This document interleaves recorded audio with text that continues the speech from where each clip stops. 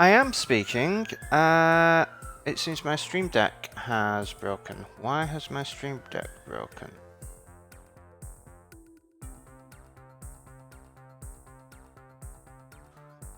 Aha. And that should be... I see what happened. I renamed my collection in OBS, and that has messed up everything on the stream deck. See that. Let's go to main screen, iPad cover. That needs to go to screen, iPad screen. That needs to go to be right back. That needs to go to thanks for watching. That needs to go to the main screen. So now, hopefully, I can unmute. There we go. Thanks for pointing that out, since there's something, because I had not noticed that. So, I hope you are all doing well today. This is going to be the first of 2 streams for the day. In this first stream, we're going to be just going over the Apple event from last night, giving my thoughts on it, hearing your thoughts on it, and planning out my new computer setup, because I have been waiting for this for a long time. And Apple announced stuff yesterday that means that this could end up being a very expensive month or so for me.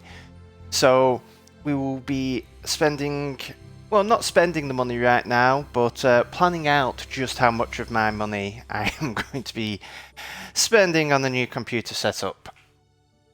But I am very excited. So how is everyone today? How are you doing this morning in my first morning stream?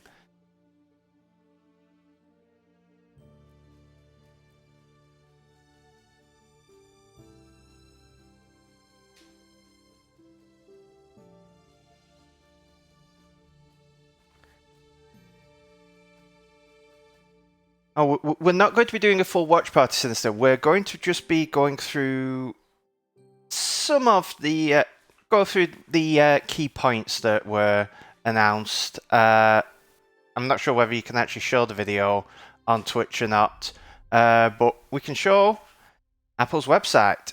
So we can look at the first thing, which is something that doesn't really interest me too much and doesn't really interest most people too much, unless they like the color green, which were the iPhone 13 with green color, which Apple always seems to do this halfway between iPhone releases, where they just release a new color and everyone is like, oh, unless they really like that color, in which case they're going, yay. So, I mean, there's not really much to say. They're green, but I mean, I'm happy with my iPhone.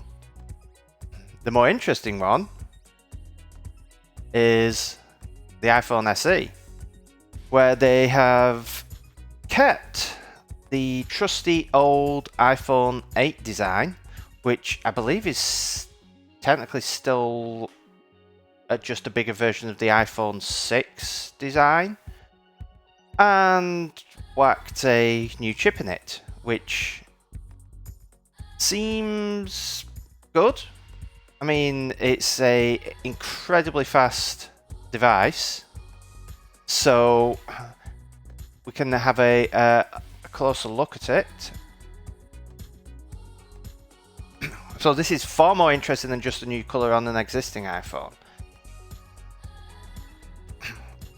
So you have your standard iPhone. It doesn't have much improvements in terms of, like, it doesn't have Face ID, it just has Touch ID, but for some that's a plus.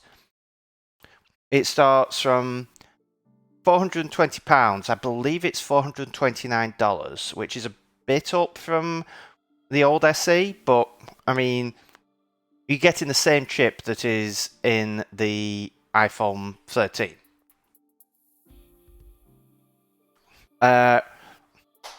It's meant to have much better battery life. In fact, rather than go through this product page, let's go through the tech specs, because the tech specs, at the product page, you go through all this stuff and it's all interesting, but the tech specs is a bit easier to read. So you get your capacities from 64 to 256 gigabytes. You have your 4.7-inch display, just as you had on the old iPhone 8. I believe it's a bit... They might have upgraded some bits of the display. I'm not entirely sure. But you have the A15 Bionic chip, which, like I said, this is what powers the new iPhone 13s. So this is same performance. It's just much cheaper. You obviously don't get the same camera as you have in the iPhone 13, but it's still a pretty decent camera. I used a worse version of this camera. I had a 6S before. And this is a fairly good camera. I believe it's the same main camera that was in the iPhone 10, which is effectively the same that's in my iPhone 11. So it's a very good camera. But you do get some improvements because of the A15. You get all of the stuff like Deep Fusion. You get all the advanced filters and smart HDR and stuff like that. I'm not sure if you get night mode or not. I don't believe you do. But pretty much anything that doesn't rely on the sensor but relies on the chip, you get all that additional functionality. So this camera is technically an upgrade. It's just an upgrade in all the processing they can do afterwards. You also get all of your video, so you can do like 4K at 60 frames per second, which is good. The front camera, not too amazing, but it's still fairly decent. But again, you get all your filters, so like your portrait mode and all stuff like that. So it is an upgrade again there. And another key thing, it's 5G. So they've brought 5G down to the iPhone SE. That is a big improvement. Let's see, what else we have. I don't think there is a huge amount on top of that. It's still a Lightning connector. The battery, I believe, is meant to be a massive improvement. I believe if we go to the overview, it will actually go through that a bit more. So these are the sort of shots that you can now get on it. But yeah, where are we?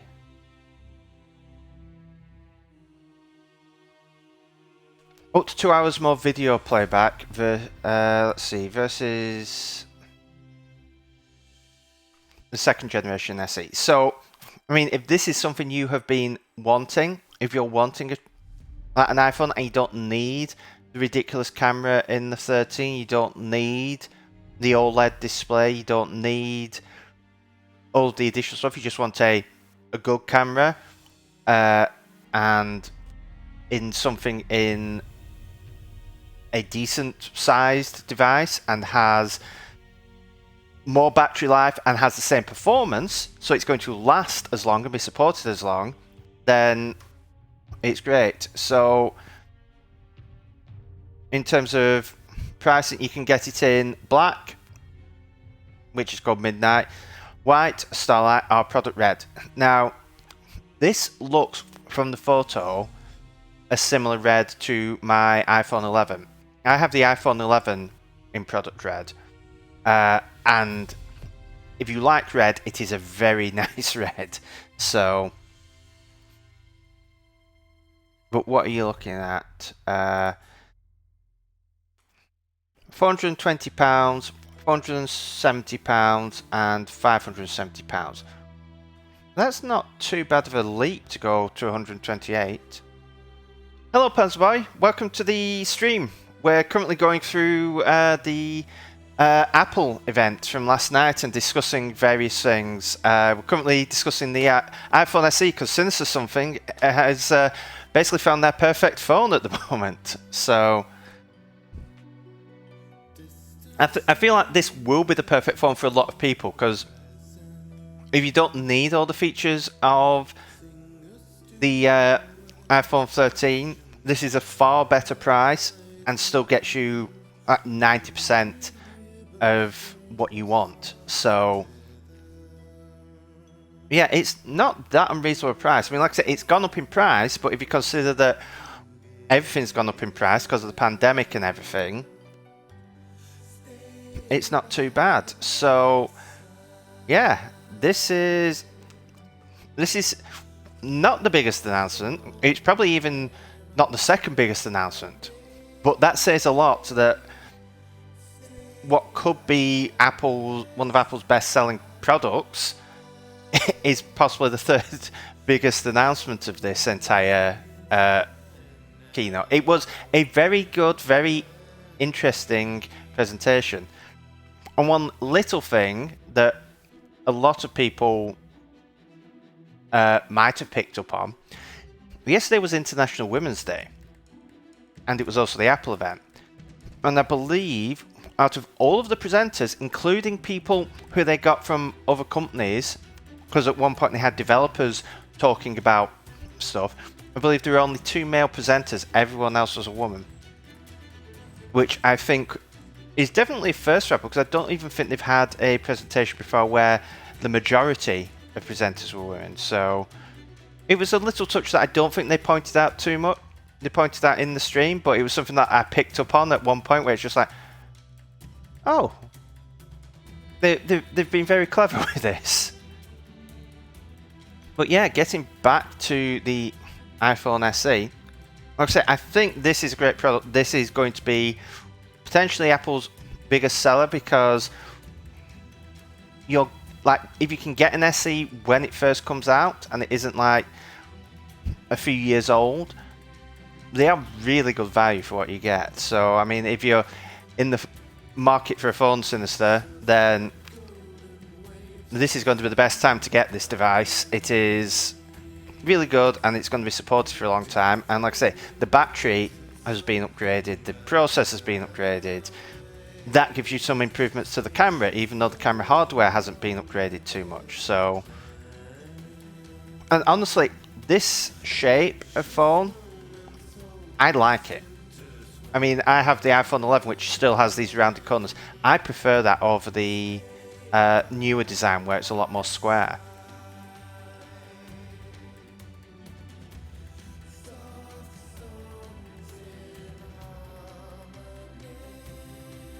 Yeah, I mean, I believe the 8 was just an upgraded 7, and the 7 was a bigger version of the 6.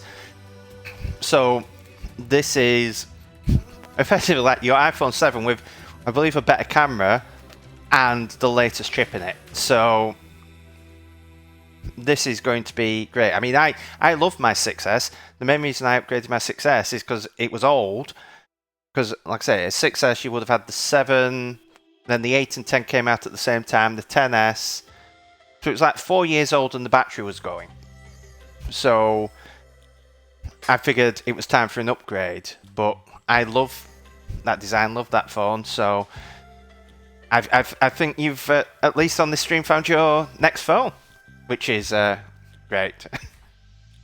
Like I say, it's 5G as well. So, I mean, this is pretty future-proofed, especially given how long Apple supports these. You can get this, and this will last you like a good several years. Like my 6S, it was only the battery that really forced me to need to upgrade, and that was like 4 years. It could have been going longer. So this could easily last like 4 or 5 years, which for what is, I mean, for Apple, a low-end phone, but in the market a mid-range phone, is pretty good going. And I wouldn't be surprised if the software support went well beyond 5 years. So the SE is a very, very good product, and a very good announcement from Apple.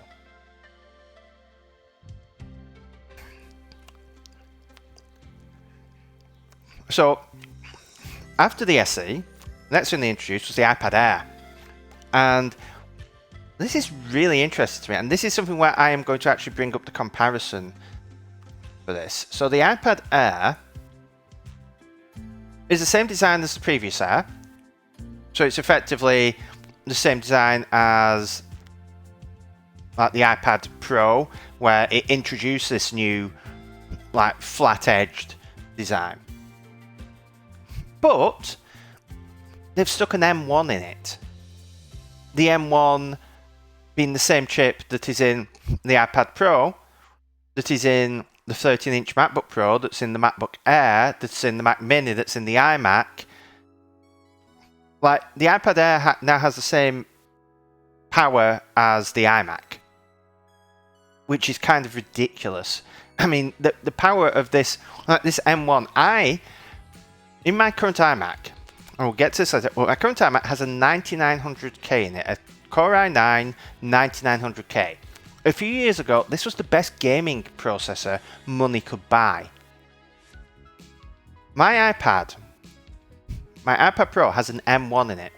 Now, thankfully, I do have a laptop from work, which is an M1 laptop, which I don't know where it has actually gone, but I will find that in a second. But this laptop can run my can compile code, and it does it in like 2/3 of the time.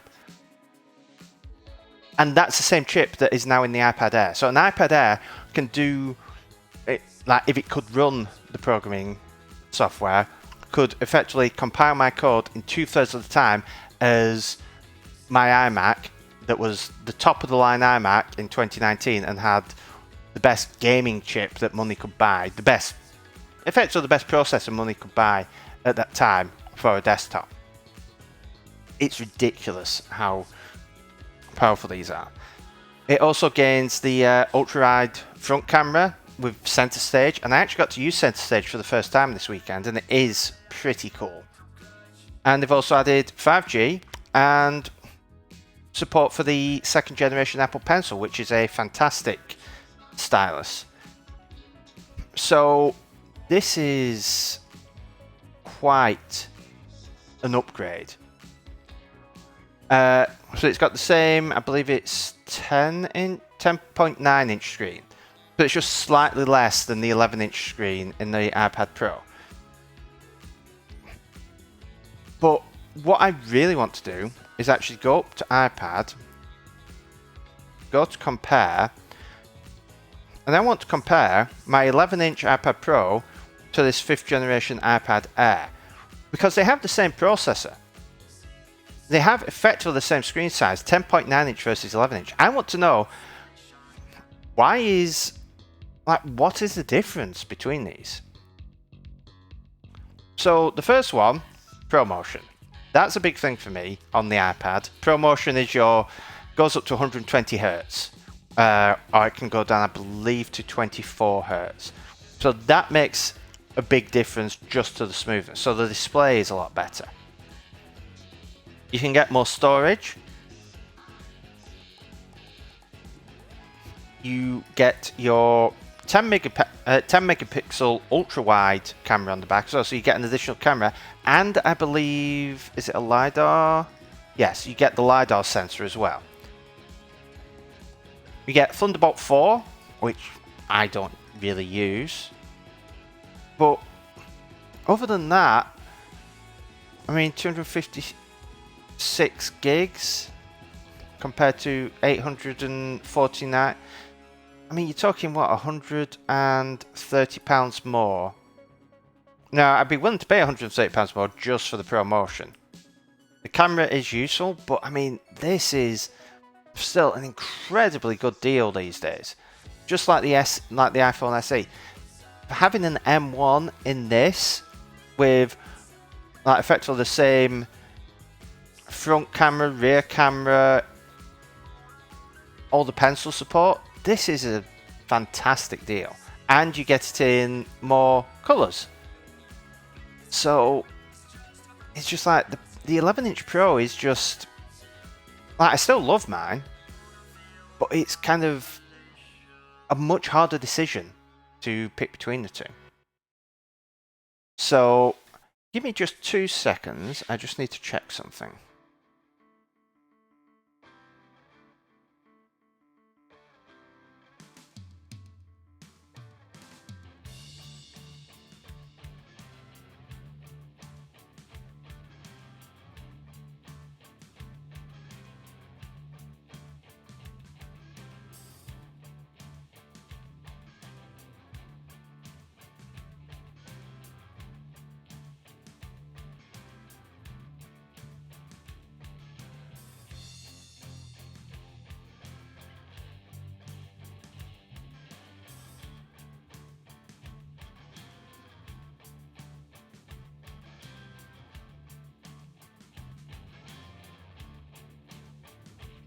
Okay, I'm back. Yeah, a better camera is a big deal, though. I mean, in terms of the cameras, I mean, you're still getting the 12 megapixel wide camera. So it's the same main camera. It's a bit like with a lot of the iPhones, you get the same main camera. You just get the better secondary camera, and you get the true depth on the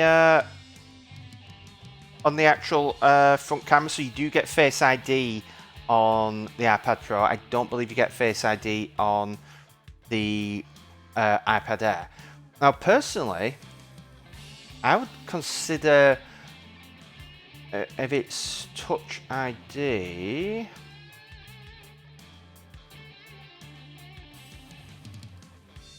If it does have Touch ID, I would actually consider that a plus, because the actual iPad Pro, the FaceTime, really isn't that great. Like, I can have it here on my desk, and Face ID on my iPhone is fantastic. It's incredibly fast. It always picks things up, and it works every time. The problem with the Pro is the camera on mine, it doesn't pick it up as well. Like, the distance that I have it at, I just have it on my desk, and if I look down at it, sometimes it doesn't pick up. Sometimes holding it in my hand, and it's just like maybe 2 foot away from my face, it doesn't pick it up. The other problem is, because it's on the side, and most people like the iPad, you use it in landscape. If you hold it, your left hand is often covering up the sensor, so then you get, oh, you've got to shift your hand. And the worst thing of all, when you look at your iPhone and you're looking at the screen, your eyes are close enough, if you're looking at the center of the screen, to the camera, that it reads you as looking at the camera. If you look at the center of the iPad, it does not pick you up. So you've actually got to look over and physically look at the camera for it to unlock. So I'm one of those where I would actually, like on the iPad Pro, I would prefer having Touch ID, because I feel like it will be a lot more reliable. So yeah, so you have Touch ID on the Air. So I mean, it's not that much to make me choose the Air over the Pro, because I really do like the Pro Motion display. But I mean, looking at these prices, it is a much harder decision. If you have the money to go for the Pro, then and you'd like the extra cameras, or you need the Thunderbolt. I mean, the Thunderbolt isn't as useful, but I mean, if you need, like, the cameras would be the big deal, the Pro Motion would be the big deal, and potentially Face ID. But other than that, the Air is fantastic now. Much like the SE, for most people, you might as well just go for the Air. It was a big surprise that they stuck the M1 in it. I thought they were going to stick the A15 in it, just as they had with the SE. But the M1 is incredibly useful. Thanks for the follow, Nikita. Welcome to the stream. And hi, Uli. Welcome to the stream. I saw you were streaming earlier, Uli, though. I didn't watch because I don't want to be spoiled for Horizon. Well, we will get to that because we've just finished looking at the Air and we go all the way back. We have possibly the biggest announcement, which is the introduction of the Mac Studio and the Studio Display. So let's look at the Studio Display first. Apple introduced that second, but we're going to look at it first because honestly, I'm not impressed. Like, it's a great bit of hardware, but I'm not massively impressed by it. So, oof. Yeah, someone said the scroll jacking on this is pretty bad. So, it's a 27-inch 5K Retina display with 600 nits of brightness, 1 billion colors, P3 wide color. I am pretty sure this is the same panel that is in my iMac. It's pretty much the same panel that is in my iMac, which is pretty much the same panel that has been in the 5K iMac since it was introduced in like 2014, 2015. This is something that they should have released like half a decade ago. But it's an incredibly good panel. I have zero complaints about the display in my iMac. So, what good things do you have? Well, you get True Tone. Now, True Tone is quite good. I like it on my iPad. On your Mac, whether or not it's something that you want, especially if you're doing like color accurate work, you probably don't want it on in some cases, but it's something that you can turn on and off easily enough. Then we get to the coating. It is your standard Apple, in quotes, anti-reflective coating. It's an anti-reflective coating that they supposedly put on many, many things, and it just, there are too many reflections for it to even be remotely considered anti-reflective. The nano texture, I think I've seen this in person, and it does make a big difference, but it can be a bit fuzzy. Good morning, Mr. B. Yeah, this screen should have been released years ago, but this was when Apple decided we'll let LG do it, because the LG is using the same panel because LG makes all these panels. But the nano texture glass is something that does make a difference, does make things a bit fuzzier, makes things less crisp, and I've heard a lot of stuff that you've got to be super careful with it, and even if you're super careful, it can damage the texture, so we'll see. Now the camera. Oh, international. We'll get to the price because the price is the big thing. The price is not fun. We will get to the price because there are many prices. Now the camera is fantastic. The camera is effectively the same camera that is in the new iPad Air, the iPad Pro. It's a 12 megapixel ultra wide that has the full center stage. I believe it also supports so you get full center stage because this has an A13 in it. It's effectively running, in quotes, iOS, but this gives you full center stage support. And like I say, center stage, I used it on the iPad this weekend, and it is a fantastic thing. Like, actually seeing it in person and how it works for the first time, even though I've had this iPad for ages, it is a really good feature. Really well implemented, really useful. So this comes to the Mac, and this is probably the biggest upgrade, I believe, to the webcam in a long time. I mean, seeing the webcam on the M1 MacBook Pro compared to my iMac, that is a massive upgrade. So Yeah, I mean, it has the A13 because, I mean, they've probably got lots of A13. At this point, the A13 is going to be cheap to display. But they need this power thing such as center stage. And they're probably using it as much for the media engine and to drive the display. I mean, this is the A13 is probably being the display driver for this. It also has a 3 microarray, which is probably again the same that is in the same sort of thing that is in the MacBook Pros, which is fantastic for like internal mics. They are pretty fantastic. It has built-in speakers, which, I mean, again, it's probably going to be good enough. I mean, but the thing is, it's like probably going to be good enough for internal speakers. It's like on the MacBook Pro, the new ones, the speakers are great for a laptop, and you always have that condition of for a laptop. If you have external speakers, they're always going to be better because you can get bigger speakers that are designed specifically to be speakers. They're not having to use tricks to work around this. Like I have the Harman Kardon speakers, which I believe were originally created in like the mid 2000s, designed with Apple to work, I believe, with the G4 Cube initially. And these are great because you have like a woofer and all stuff.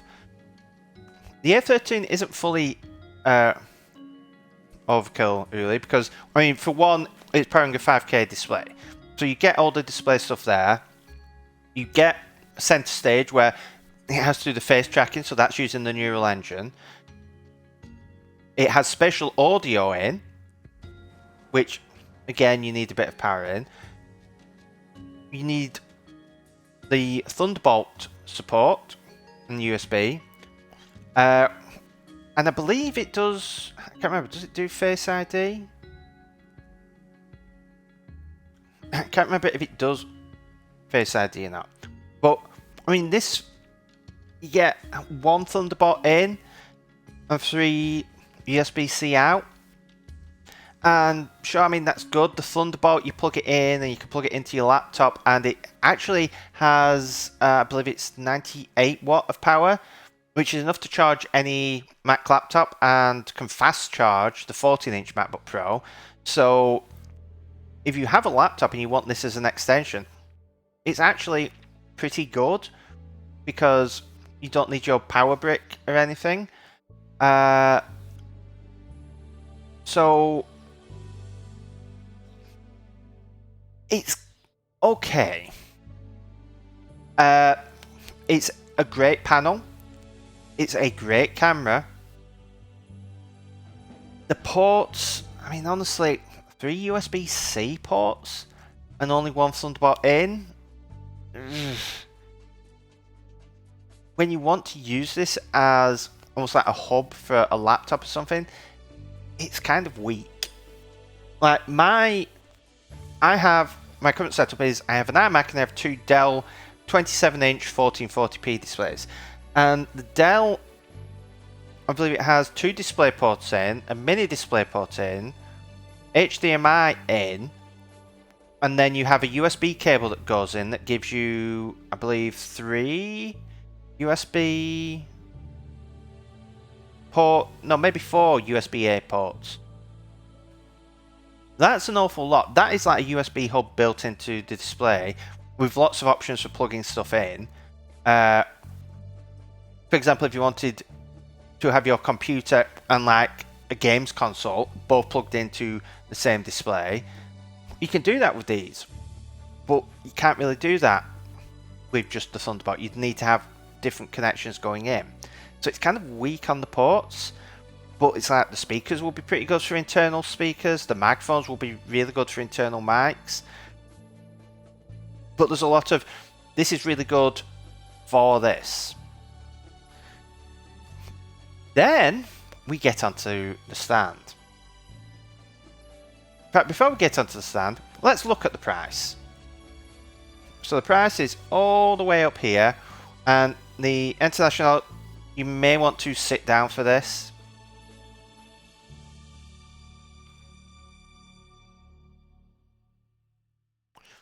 £1,499. I believe it's $15.99.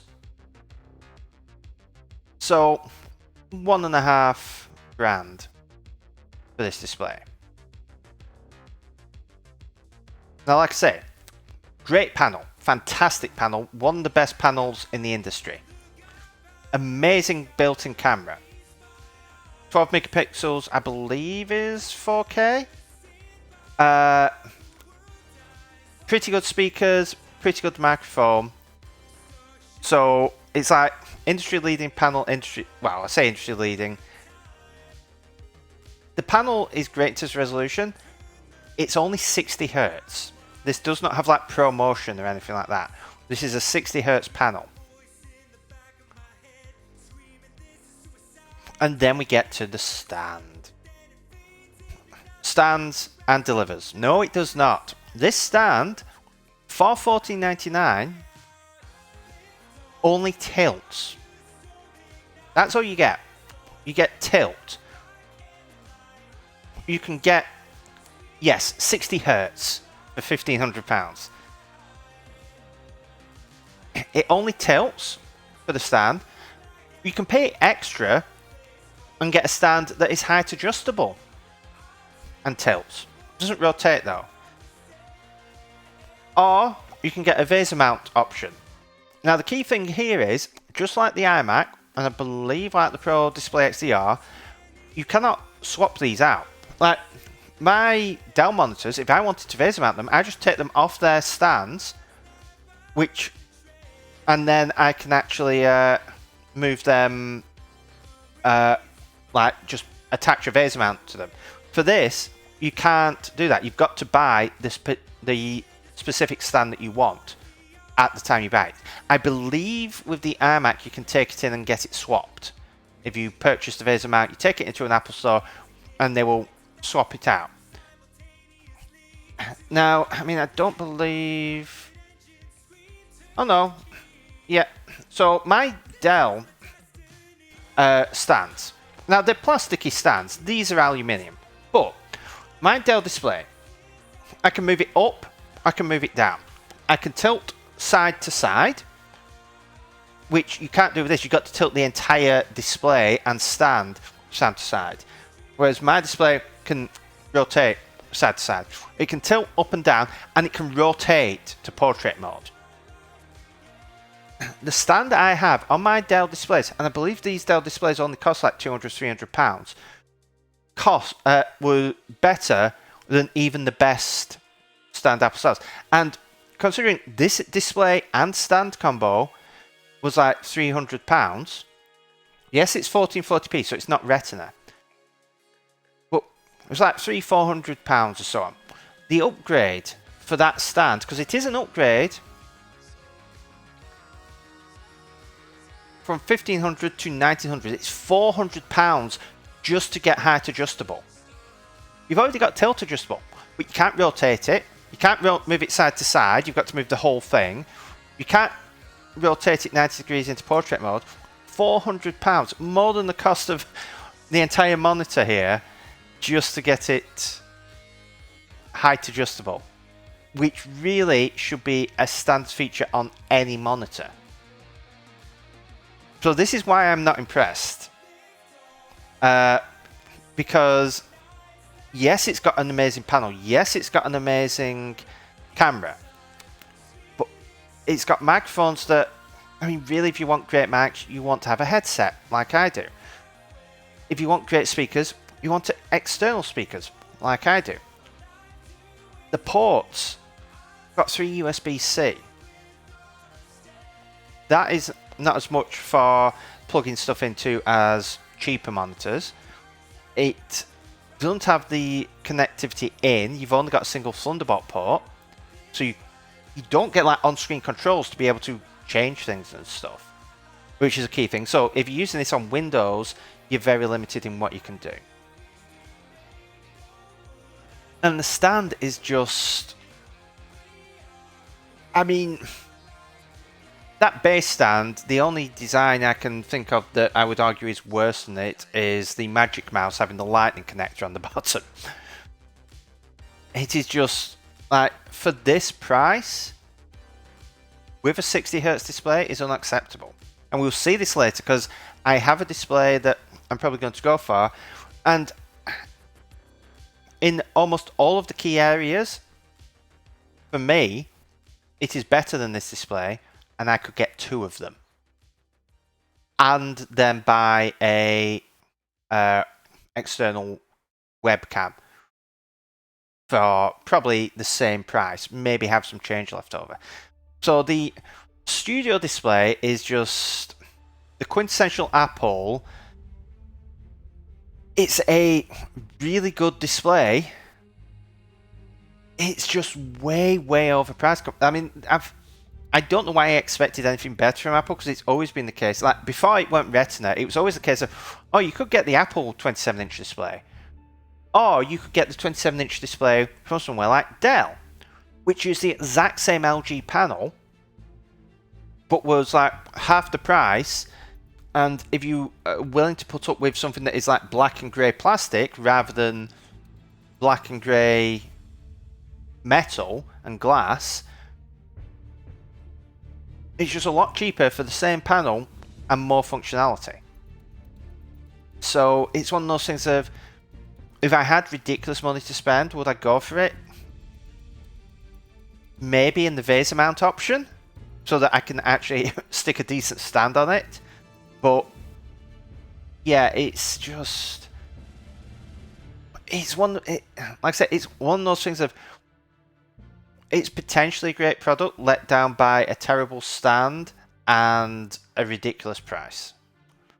But I think the big problem is that nobody else is doing 5K. Everything is 4K. So 4K has meant that it's got cheaper to do 4K, because people are putting out panels. There's a lot of demand. The only company doing 5K is Apple.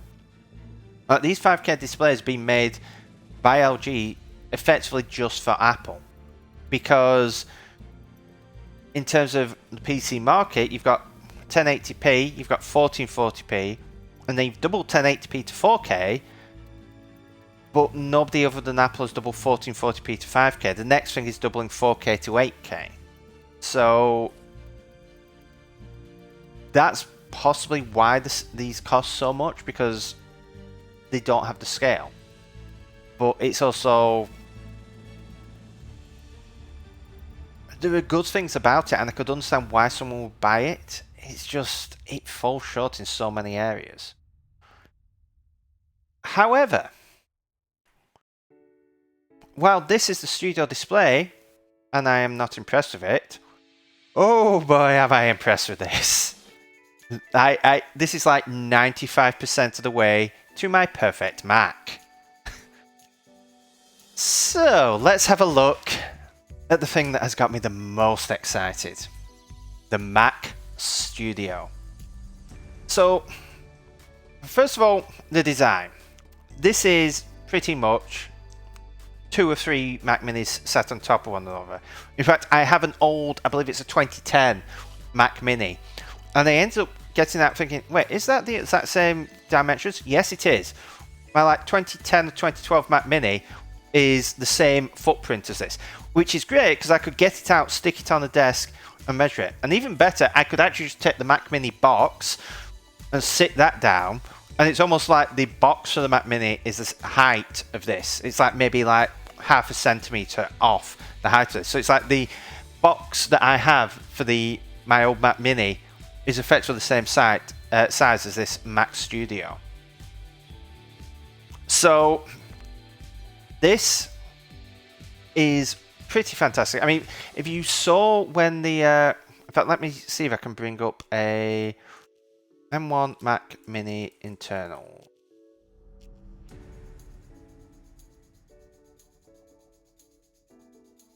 Here we are.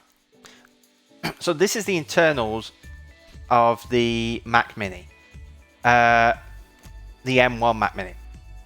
This is the motherboard down here. You see it's taking up next to no space. There's all this empty space because they literally just took out all of the stuff that they needed for the Intel one, where you needed the CPU and the RAM and all the cooling and stuff for it. and they basically just shoved it all in here, and it just takes up that much less space, and it doesn't need as much cooling and all stuff like that. So you've got all of this space to work with. So when you look at the Mac Studio, effectively the computer is in the Mac Mini size of it. Like, we'll probably see the internals further down, but the Mac Mini is just taking up this bit here, like down. That is the computer part. All of this extra 2 Mac Minis worth of height, or 1.5 Mac Minis worth of height, is purely the cooling. Now, when you consider how much performance you can get out of like the MacBook Pros with their cooling, and they don't get particularly hot or particularly loud, and they can run like sustained at those speeds, the amount of cooling you're getting on here is going to, like, it's ridiculous. This is more cooling than some of the Intel CPUs have had, and they run way, way hotter. So this is kind of ridiculous. So on the front, you get ports. Yes, ports on the front of a Mac. You haven't seen that in a, well, especially something that isn't a Mac Pro. I can't remember the last time there were ports on the front of a non-Mac Pro. It might even be the G3 iMac. Yeah, maybe the G3 iMac, which had some audio ports on the front. So that's how long it's been since then. Oh, actually, no, the eMac may have had them on the front as well. So it may actually be the G4 eMac that was the last one that had ports on the front on the desktop that wasn't like a Mac Pro. Oh, thanks for the follow, Uncle Bugsy. Welcome to the stream. So, you get ports on the front. You get an SD card reader. For me, I don't particularly care. I don't use SD cards, but for people who do like photography and all stuff like that, I know some people are really excited about that. There's some people that wish it was a more advanced SD card slot, but I mean, the SD card slot is back. But do I have one on my iMac now? Oh, sorry. I do. So there's actually an SD card slot on my iMac. So this is a pretty useful thing for some people. It's going to be amazing for some people. For people who use SD cards in like cameras and stuff, using this to ingest footage is going to be great. And then you get 2 ports on the front. These are USB-C if you go for the M1 Max. If you go for the new processor, the M1 Ultra, these become Thunderbolt 4 ports. Yeah, the Intel Mac Mini, in fact, let's just grab mine. Yeah, the Intel Mac Mini, the ports on the back of mine, which, like I said, I believe this is like 10, 11, 12 years old now. I believe it's a 2010 model. Copyright 2011. So yeah, this will be the 2010 model, I believe. Yeah, power gigabit Ethernet, Firewire 800. That's how old it is. HDMI, the original Thunderbolt, 4 USB 2s, audio in, audio out, and an SD card slot. So that was the original. Well, that was an old Mac Mini. So you have your SD card slot. You have either USB-C, so that's 10 gigabit per second, or Thunderbolt 4, which goes up to, I believe, 40 gigabit per second. Oh no, it's Thunderbolt 3 USB-C 4. Because USB 4 is Thunderbolt 3. I get confused with all this. So that's the front I/O, which is pretty good. Then you get to the rear I/O, where you get 4 Thunderbolt 4 ports. Oh, that's going inside. 10 gig Ethernet. Your power brick, 2 USB-A. They still have USB-A on here. Yay! Fantastic. I mean, I need more USB-A, but I think I've got enough on my monitors to handle this, HDMI, and then one of their high impedance headphone jacks that they have on the new MacBook Pros. For a Mac, this is pretty fantastic. I mean, on the Ultra, you're getting 6 Thunderbolt ports, 2 USB-A ports, 10 gig Ethernet, an SD card slot, HDMI, and the high impedance audio. That is pretty good for Mac.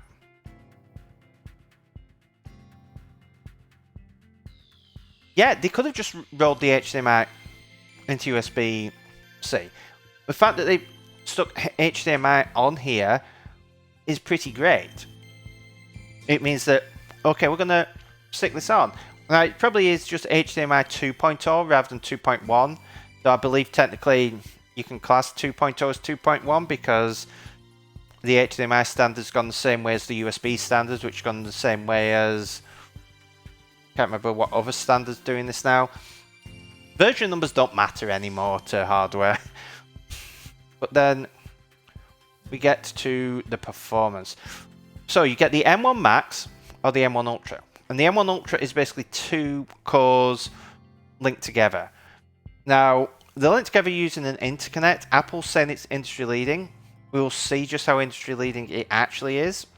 It could be pretty fantastic, but this isn't the first company to do this. AMD does this with their chiplet architecture on their Ryzen chips and their EPYC chips.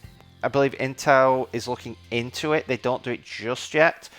But this whole idea of having smaller chips that you then interconnect is really powerful, really common, because the bigger your chip, the more chance of something going wrong when producing it. So if you have a smaller chip, there's a high chance of it succeeding. So if you can make these things smaller and then connect them together, you get higher yields, which means that you can make them more reliably and cheaper. So in terms of the specs, the M1 Max is the same M1 Max in the MacBook Pros.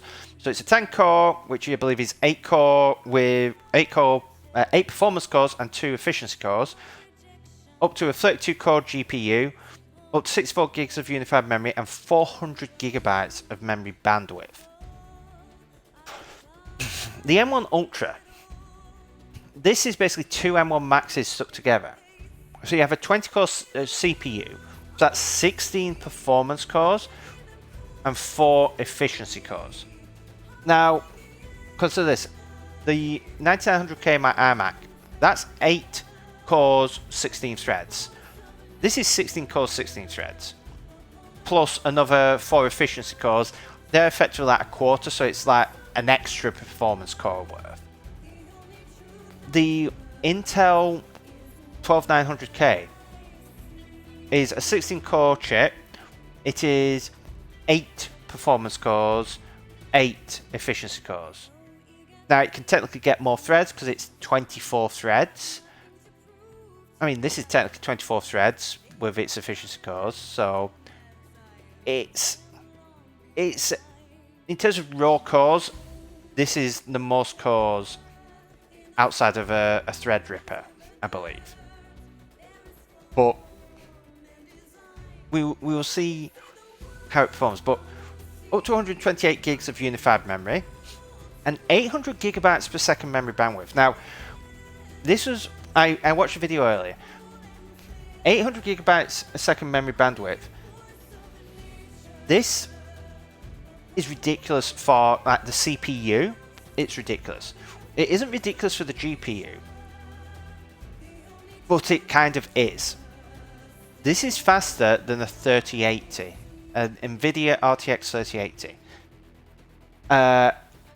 It's almost as fast as the memory bandwidth on a 3090. But this is available to the CPU, to the neural engine, to all of the processors and stuff. So it's like you have GPU levels of high-end GPU levels of memory bandwidth available to all of the components. This is anything that deals with memory. These are going to breeze through the competition because of this. So this is kind of ridiculous. Apple is focusing on things that others in the industry are not. And this is why in certain applications, they are getting ridiculous performance.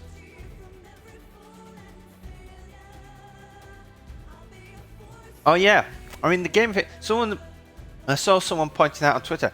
It's kind of ridiculous that potentially the best CPU and GPU combination in the industry, especially in terms of efficiency and price, like which potentially this could be at the moment, there aren't games for it, and people aren't building games for it. So this is getting ridiculous performance. Now, Apple showed their graphs where they show their performance versus others and efficiency versus others and stuff like that. Well, at least they are putting in what they're performing against. When they say, oh, we're going against the industry-leading CPU and the industry-leading GPU, it's like, okay, what do you mean by that? What they mean is they're comparing it against a 12900K and an RTX 3090. So pretty much is industry-leading CPU and GPU. And they are claiming that they get more or equal performance at far less energy usage. Now we will see just how much that really comes into play, because if you've seen games played on this, that on the MacBook Pros, gaming benchmarks are pretty bad on it. Now part of that is the fact that a lot of games just run on Rosetta, but the gaming performance doesn't seem amazing. But when you get to 3D graphics, they're getting fairly good. When Blender with the metal renderer, I believe Blender 3.1 comes out with its full metal support, that could make a big difference. But yeah, in terms of the actual performance, these could be like the fastest computers that you can get. I mean, the leaked Geekbench says single core performance of the M1 Ultra is essentially like an 11th gen Intel. So it's not, the single core isn't as good as the latest Intel chips.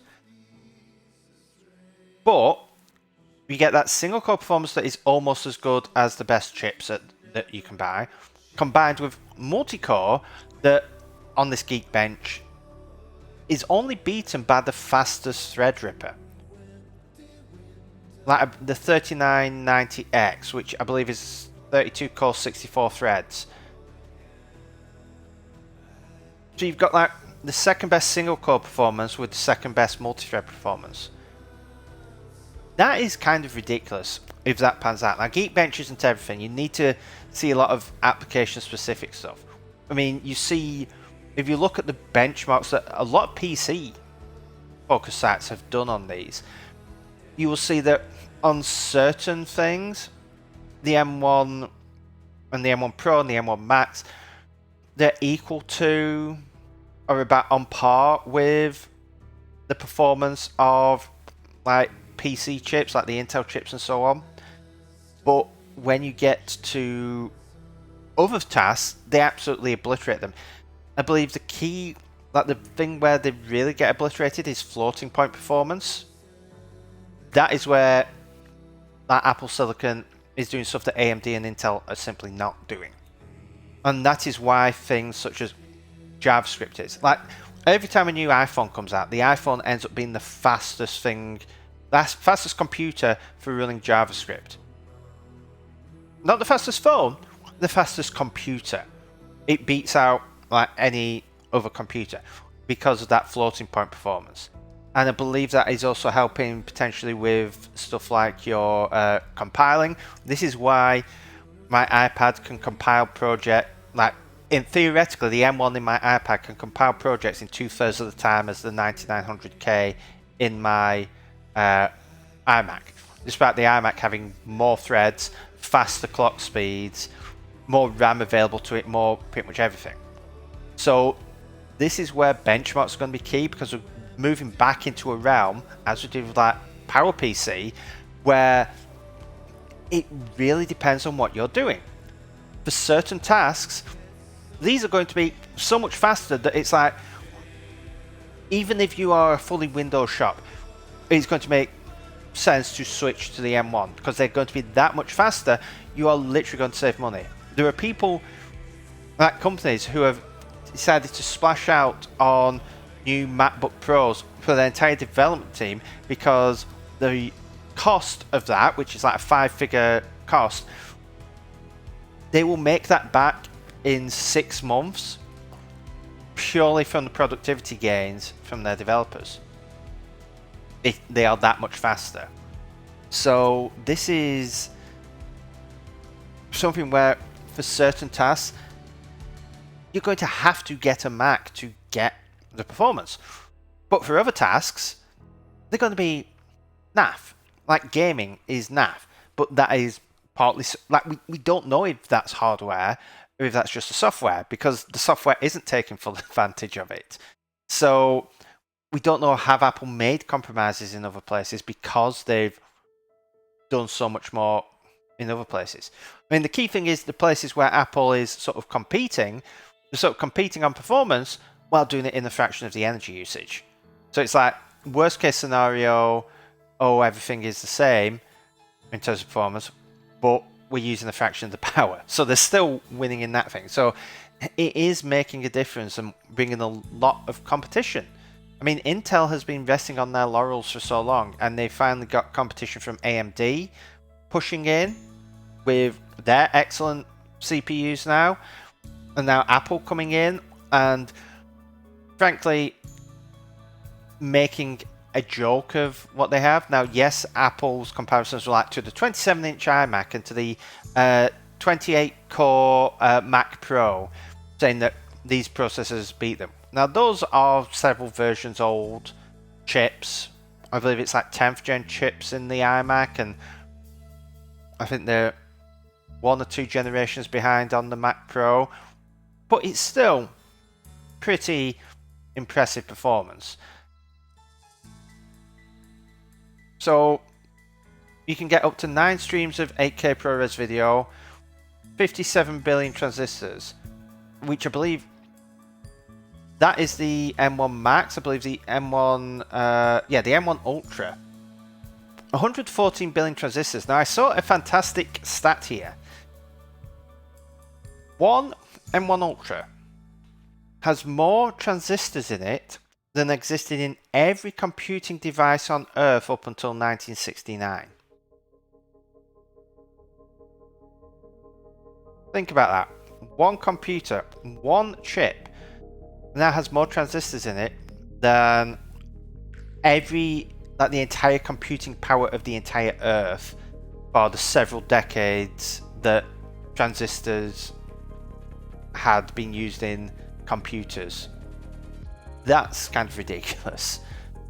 It can do 18 streams of 8K ProRes video. I'm never going to be doing that, but if you're doing actual video work, that is going to be a lot.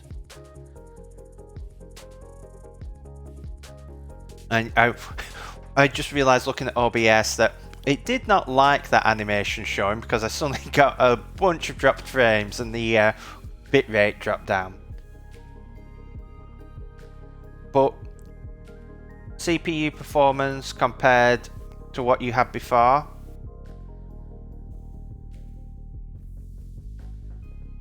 Oh yeah, it is before you get to like the Apple II and personal computers and stuff, but it's basically up until the end of the space race. So, and you have to consider, this is the entire computer industry, which transistors have been around since I believe the 40s. They started being using, or was it earlier than the 40s when they started using transistors? But basically, they had a good few decades of all these computers, and now you have more of that in one chip. Apple isn't increasing the competition for Intel, but I mean, they are increasing the competition in terms of, oh, do you want to buy, like, they're increasing the competition in the computer space by saying, oh, we've got the fastest chips, and our chips are that much faster. You, like, monetarily, if you run a business, you have to switch to the Mac. You simply have to. They're just that much faster in these things. That's effectively what Apple is saying. And if you do that, that's affecting all the other people that sell PCs. And if you do that, then that's affecting Intel. Now, it's also affecting AMD, but AMD is coming at Intel as well. So Intel has got this competition there, and AMD is sort of hitting Intel a lot, but they're also being hit by Apple. And they can't go, oh, Intel can't just say, okay, we've beaten AMD, we have the best CPUs in the industry. Because Apple can go, over here, yeah, look at these stats, yeah. And the thing is, they have to come and give us money for this. It's not like they can get other stuff from you. So, and it's like, oh, you have laptops. Oh, you make a lot of money in laptops. Oh, you have amazing performance, or you have amazing battery life. Oh, well, if you look here, we have amazing performance and amazing battery life, and our performance beats your performance, and our battery life beats your battery life, and we have them both together. That is, I mean, it may not be like competition in terms of, oh, they're selling it to other OEMs, but it's competition in terms of we're number one, and Intel has pride. Especially now that they've got some decent leadership, they have pride and they want to be the best. They have great engineers, they have great staff there, they've just not had great management there. So they're going to have pride, so they're going to want to beat Apple.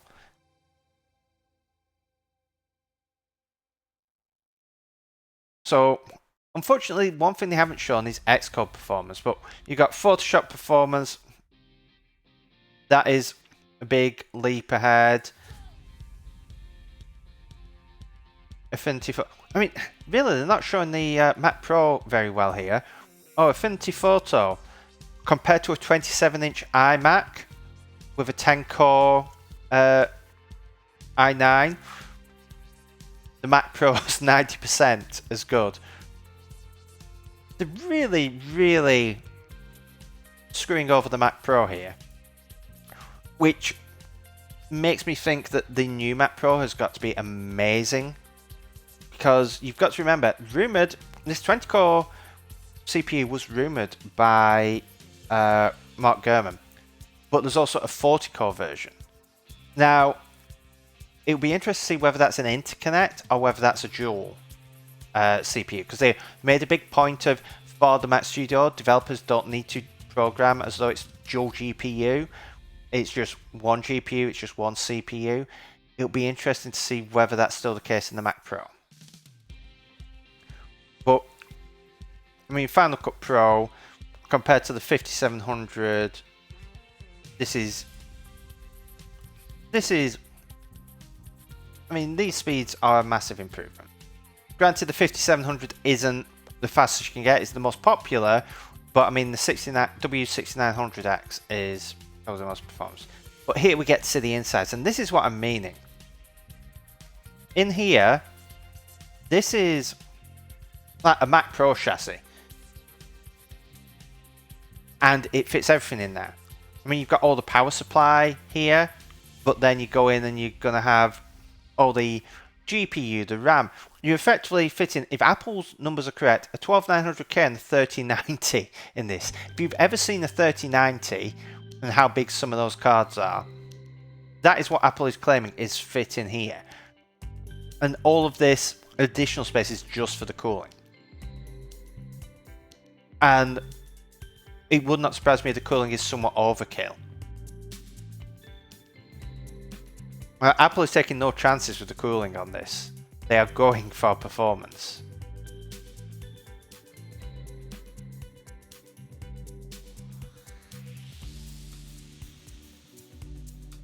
Like, they're going for super quiet, because this is what they were wanting with the trash can Mac Pro. They want it to be super quiet for audio. I mean, it would not surprise me. This is effectively like the successor to the G4 Cube. So, I mean, this is... It is effectively close to the Mac one. And now they have the full-sized keyboard and mouse in the Pro colours with the Touch ID. I'm not really going to be using those because, I mean... My hot take on Apple mice is they haven't made a good mice. They've never made a good USB mouse. They haven't made a good mouse since the Apple desktop, the ADB2 mouse. That was their last good one because I just do not like the ergonomics. The keyboards are decent, but I like ergonomic keyboards. Magic Trackpad, that's good. And then we're just getting onto all of the environmental and software stuff. So, with all this, we then get to the price. And the price surprised me. Honestly. The price surprised me a lot. Because I was expecting this to start at £3,000. $3,000. And the Ultra, like, you're going to be looking like $5,000 for the Ultra. So these already are like £1,000 cheaper. I was genuinely shocked when this came in at $2,000, because that's approaching. Okay, that is where like the G4 Tower started. I think that started around 1,500. So this is really a massive improvement. I'm shocked at this price. I mean, it's expensive if you're buying a computer, but for what you're getting, and factoring in this is Apple, this is an amazing price. As is this. Like, I was expecting maybe this start at £3,000 or something like this. Oh yeah, this is in pounds, but the dollar amounts are the same. Like, at this point, when Apple converts from dollars to pounds, it is effectively the same. Because it is $2,000 and $4,000. So just replace the pound sign with the dollar sign. When you do the currency conversion and then factor in VAT at 20%, it's effectively just a straight conversion. It's not fantastic, but yeah, I mean, we can, if we delete that, you can see US dollars are the same. DD, is that going to show it in euros? Yeah, 2,300 euros or 4,600 euros. But again, these prices are, for what you get is fantastic. So you get all your stuff. You can configure the memory 32 to 64 or 64 to 128. You can upgrade your SSDs.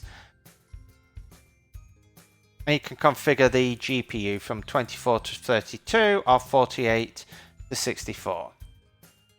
So really, you don't get a huge amount of configurability, but this is still a pretty good deal. So what we're going to do is I'm going to take a short break, just to refill my glass, and then we're going to not buy anything, but we're going to actually go through and plan out how much money I'm going to be spending, because I am going to be explaining my setup that I currently have, why I have this current setup, and we're going to be fleshing out the setup that I am going to hopefully have by the end of the year. Hi Dragon Dust, yes, it's going to be a shopping tour with one of these beauties at the center. So we're going to be planning this out. I have a keynote set up here. So we're going to be going through and basically speccing out everything, explaining what I want from this setup, including, this is a sneak peek to stay around for after the break, if the shopping tour alone isn't enough, the one disappointment I have with Studio, white is 95% of the way to my perfect map rather than 100% of the way. So we will be right back. I will see you in a few minutes.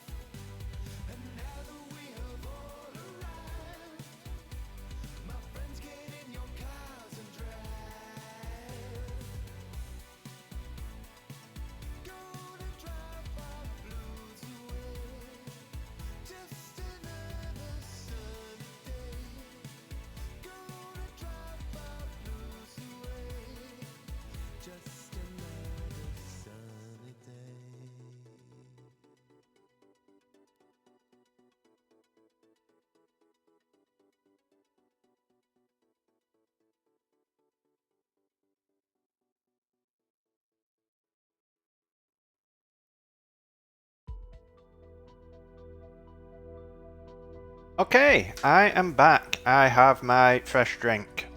So, let's start talking about setups. So, I'm going to tell you a little story. This is a story of my last few Macs and what I had been hoping for and why I had those Macs. And it's a story that goes back to 2013. So in 2013, I got myself an iMac. 27-inch iMac. I maxed it out with the i7. I didn't really spend much on the GPU because, well, I don't really use the GPU too much. I believe I put in 32 gigs of RAM. It had a 1TB Fusion drive, and it was a fantastic machine. Non-Retina, but 27-inch. And yeah, it was a great machine. It was my third Intel iMac. I got the original first generation Intel Core Duo, and then I got an iMac in 2010, which I believe was the 24-inch. I believe that was back when 24 was the biggest one they did. And then I got the 27-inch, and that was great. It also was great for contracting, because when I was doing some contracting work, I got sent a laptop, because I got given two options. Either they could install their IT software on my Mac, or they could give me a separate computer to isolate things. And oh, that's great. I'll get the laptop, and what I was able to do was use the iMac in target display mode. And what that meant, I could plug it in and basically use the iMac as the monitor for the laptop. Now, target display mode, it's a shame it went away because it was fantastic. The iMac was still there, so I could actually VNC into the iMac. The iMac was still there, just headless. So you could VNC into the iMac, so I could have the iMac display as an external display for the laptop, but the laptop's VNC'd into the iMac, and therefore I can put the VNC of the iMac back up on the iMac display. So I had a separate space where I could just switch back to my iMac on my iMac, even though the iMac was a display for the laptop. Bit weird when you think about it, but it was a great setup because it meant I could, with a keyboard shortcut, switch from being my iMac to being my display, but also still have access to my iMac for music and stuff like that. I would leave music playing on my iMac and it would come out the iMac speakers, even though I'm using the laptop effectively. The downside is, I relied on that, and that meant I could not upgrade to a 5K iMac. I'd been like 2006, then 2010, then 2013, so around 3 to 4 years between upgrades. And I was not able to upgrade, and I was thinking, oh, will I upgrade? And when it got to around the 3-4 year mark, was when we started getting the rumbles of, oh, Apple's working on the new Mac Pro, and it's going to be expandable. So I started looking into that and hoping that they'd come out with something. And hoping they'd come out with something that, oh, this is going to be like the old Mac Pro tower. Maybe something like the Power Mac G5, G4, where it's going to start, where the base spec is going to be, let's say, around £2,000, £3,000 maybe. Just the absolute base spec. And what I can do is spend some money and upgrade it. And maybe spend £4,000 or £5,000 to upgrade it to be something really good for what I need, which is programming and a little bit of other media stuff. Well, I waited, and I waited, and it came to 2019, and he announced the Mac Pro. I was like, oh, this is great. CPU, okay, it's not particularly good, it's got not a great graphics card, but we can upgrade those, Okay, what's the price? Come on, Apple, tell us the price. Tell us the $6,000. $6,000 for an 8-core CPU, a Radeon 580, 256 gigs of storage, and I think, was it 16 or 32 gigs? No, it might even be 8 gigs of RAM in it. Whatever it was not a huge amount of RAM. So I ended up getting the iMac I have now. Why? Because the iMac was had the same GPU, a faster CPU technically. It had a display built in with a camera and everything. It had, I believe, a better selection of ports, and it cost half as much almost. I managed to upgrade the RAM in it to 40 gigs and get Apple Car, and I think it ended up costing me like £3,300 compared to close to £6,000 just for the base Mac Pro, and it's a faster machine. But I lost target display mode. Now thankfully that contract had ended, but what I really wanted to do was to have got an external display and have had a Mac Pro, an external headless Mac. Now the Mac Mini was not enough, and so I've lived with this. It's a fantastic machine, but it was a compromise. So when Apple started upgrading stuff to Apple Silicon and we started hearing the rumours of this half-sized Mac Pro, I got excited, because maybe Apple will finally do this and release it at a reasonable price. And all I really want is something that's got a lot of CPU power. GPU I don't care too much about, but I want a lot of CPU power. And I wanted some storage. I wanted to be able to have decent internal storage, but I also wanted to expand storage, and this is where the Mac Studio falls down for me. I wish it had 1 or 2 PCIe slots so that I could stick in some additional storage.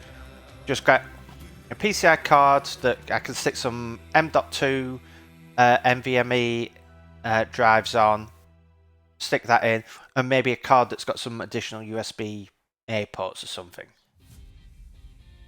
So that is the only real downside. But I have decided, you know what? I can live with that. If I can get an external closure, I can deal with that.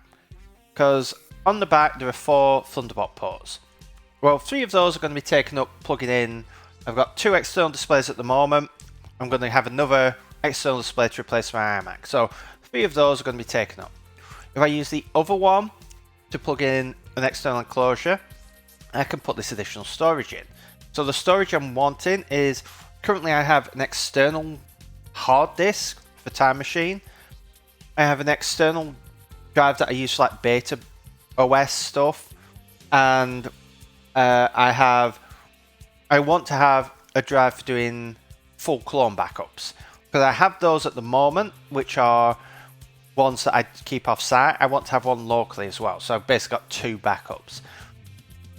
So that's effectively 3 drives: Time Machine, a local clone backup, and something for just like additional non-critical storage and beta OSs. So what I'm looking at is getting an external hard disk enclosure, maybe a USB one. I've actually had a good recommendation, and stick that in that last slot. So that's all of the Thunderbolt ports on the back plugged in. Then what else do I need to plug in? Well, my keyboard is currently plugged into my monitor. I mean, I say plugged in. It's a Microsoft Sculpt keyboard. It's technically a wireless keyboard with a dongle on it, but because the interference is so bad, I've actually bought myself a USB extension and I've blue tacked it underneath, so literally it only has to go a few millimeters. So it's a wireless keyboard that goes a few millimeters before going into a wire. So, but I need charging for my iPad and various other things. At the moment, that is done by a USB A to C cable. I can get a C to C to plug into the front. Stream Deck, that is USB C to A. So I'm going to need that plugged in, probably to the back. My monitor, that plugs in via USB A, so that needs to plug in to the back as well. So that's both USB A ports. I also have my mouse, my MX Master. That needs a USB A, so that's a bit of a problem. That's going to have to plug in potentially to a monitor. We'll see. I think the monitor I'm looking at actually can plug in via USB-C, so hopefully if it works like that for display, it also works like that for the USB hub, so I gain that there. So it would have been nice to have like one more USB-A port, but I can work around that. I've got a USB-A to USB-C hub and USB-A to USB-C adapters and stuff, so it's going to be useful. There's enough ports there, it's just the quintessential I need more USB-A's than C's. So what we need is, first we need a Mac Studio. Then we need a display. We need a hard disk enclosure. And then we need some SSDs to stick in, because I want to go all SSD. I am fed up of this Time Machine disk being slow and taking a while. So I want to go for 2 terabyte. I'm currently on 1 terabytes of storage and I'm running low. I have 132 gigs free.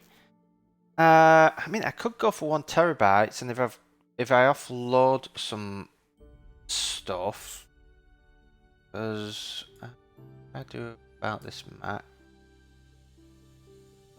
storage. I'll leave it calculating what on earth my storage is up by. But when you have multiple Xcode versions, and I'm downloading VODs as well, so that's only temporary.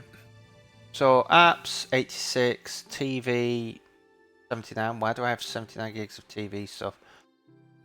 Music 67, iOS files is 53, developers 45, others, system data 400 odd, so nearly 500 gigs. I think I want to go for 2 gigs just to future-proof myself. Now, 2 terabytes.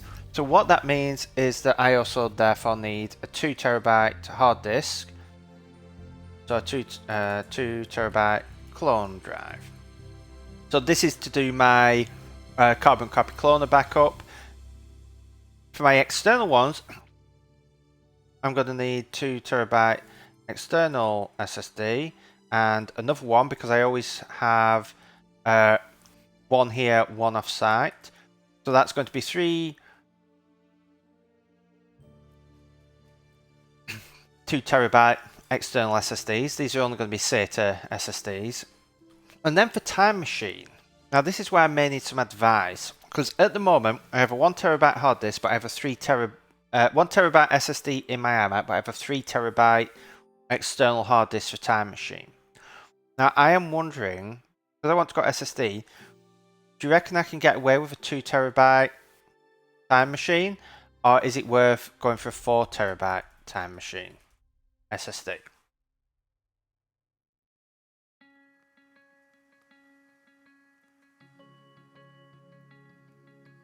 Just wondering what people in the chat think, whether you'd say a Time Machine drive the same size as the drive it's backing up is okay, or whether you'd want to go for something bigger, because at the moment it's 3 times the size.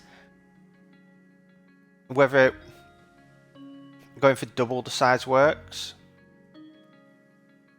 Double the internal space. So yeah, I mean, I was thinking 4 terabytes, so we'll go for that. This is probably going to get expensive, all these SSDs. Okay, so 4 times.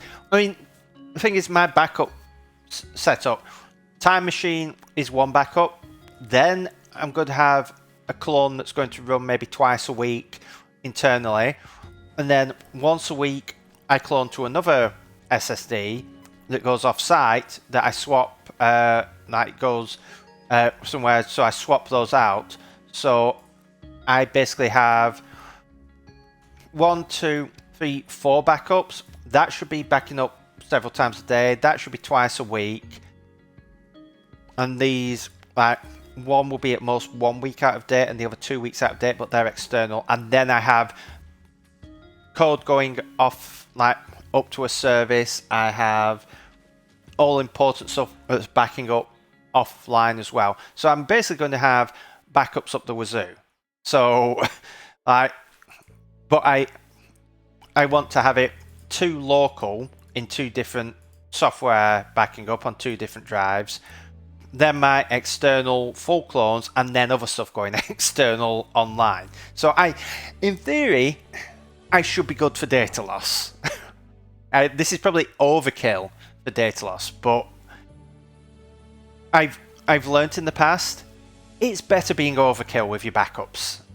It's especially when this is going to all be business expenses, and it's my work machine. I'd rather be overkill on my backups. Like, literally the only thing I would lose is if, like, someone nukes the area I live, I would lose my music collection. But if someone nukes the area I live, I've got bigger problems than losing my music collection. All my code and company documents and stuff would be safe. I'd only lose my music collection and maybe some photos and stuff like that. But oh well.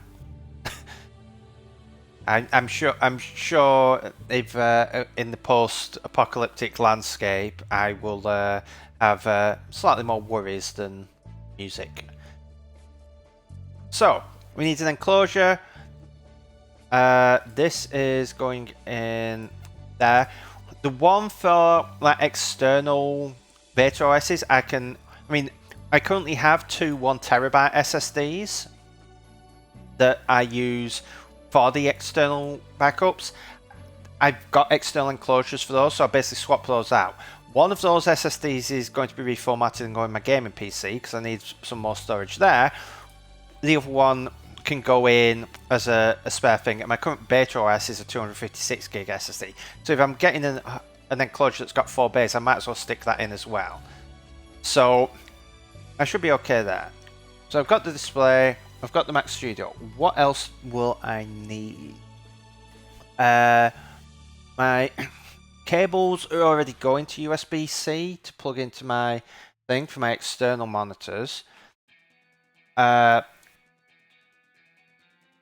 going to have to see, so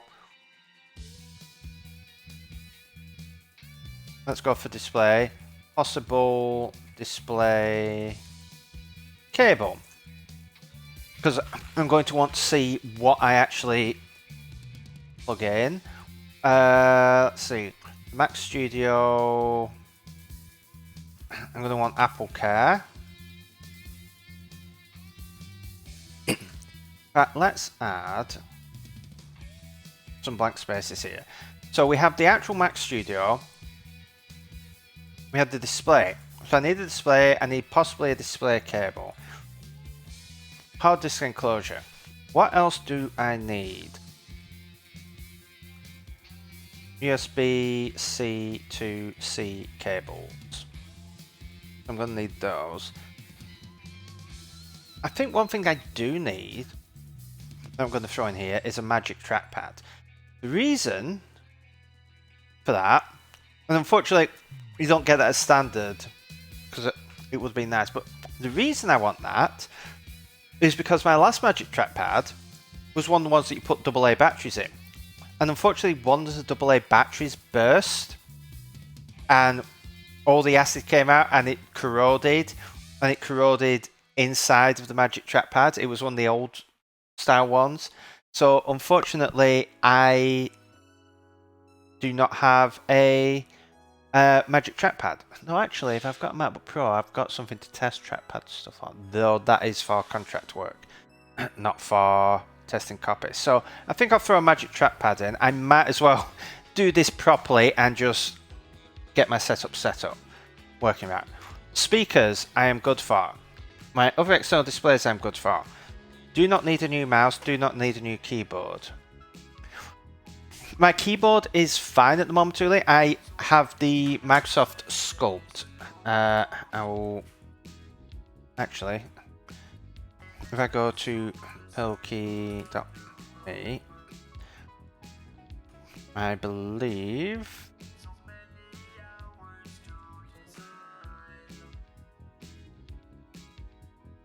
So I have one of these. I don't use this mouse, but I have one of these Microsoft Sculpt keyboards. These are fantastic, though the software is pretty much non-existent. They don't technically support the Mac. I'm having to use Caribbean. Sorry, 6, but you are getting a timeout because we do not allow that sort of spam. So yeah, I have a Microsoft Sculpt keyboard. I'm very happy with it. It's all set up. It's just like I say, the software isn't particularly great and it can be a bit fragile. If this one breaks, I am actually tempted. There is Logitech. There is actually a Logitech keyboard now.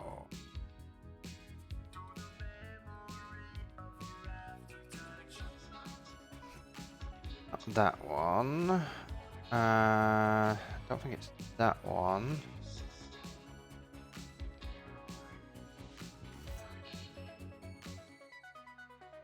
Alright, maybe this one actually.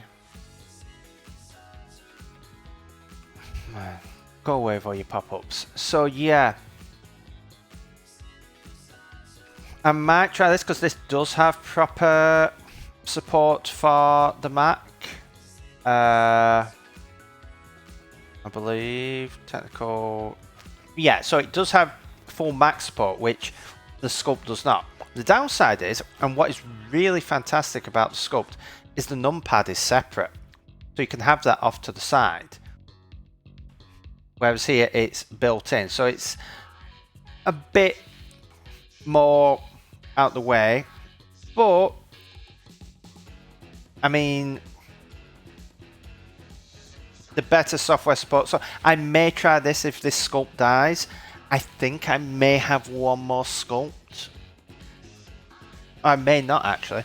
So I may try the Logitech just as a new keyboard and just see if the better software support helps. But keyboard I'm sorted, and Logitech have also sorted out the mouse because if you don't know, the best mouse is where are we? The MX Master, which I actually didn't go for the one for Mac because the Mac one, I think it works. It says it works with iPads as well, but this one is a bit better. But this is the best mouse money can buy, in my opinion. I've loved Logitech's MX series. Had the MX Revolution. I had the original MX Master. And when that broke, I went for the MX Master 3. And this is a fantastic mouse. So I'm pretty much sorted for mouse and keyboard. Let me just check my cable drawer.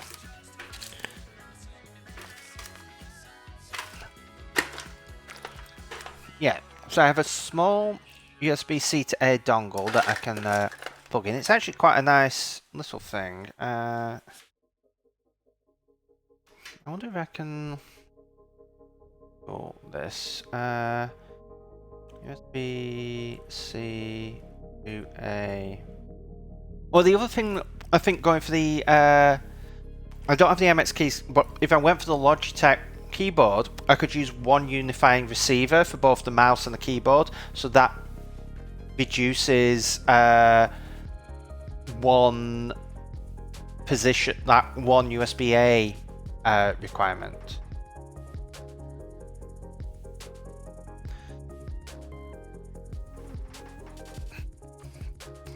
USB-C to... It's not under. It's something like this. It's just a small USB A to C thing that looks like this that I have. You probably don't have the exact thing that I have, but it's something like these that I have, which I have one of those, so that works pretty great. And I believe I do have a USB-C to a dock somewhere, though I don't believe the dock was particularly great. Oh no, I may have lent that to my dad because he got a new Mac, so he may actually have that, but I've got one USB A to C thing, so that should hopefully, actually let's have a look at the Mac Studio. Oh yeah, that's enough clearance for this to plug into. So that should help me on the front, and if I get some C to... Ooh, that is a fair point. I have a C to C cable, but I also need USB-C to Lightning cable.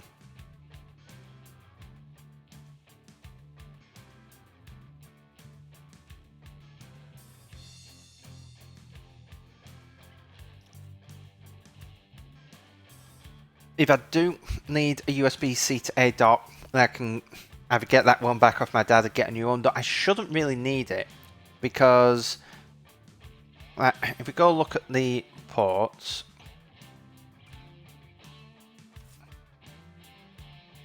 in fact, what I'm going to do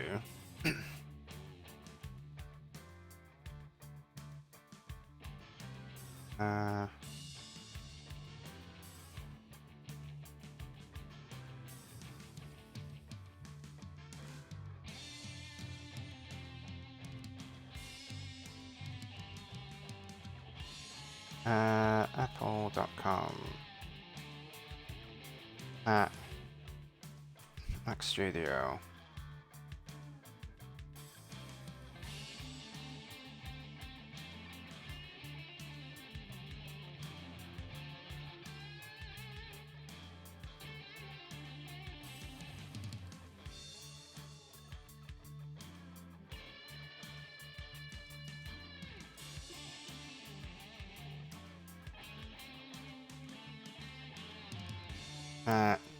So we've got that, and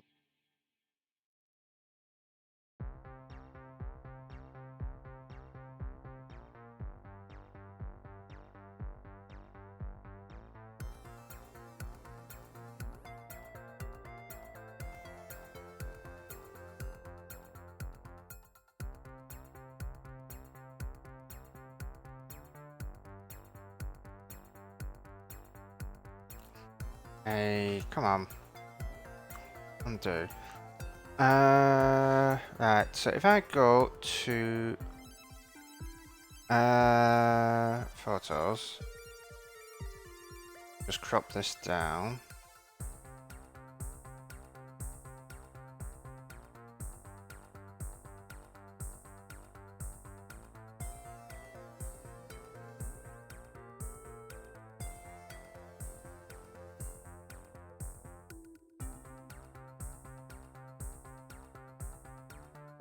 Copy photo. Can I paste this into linear?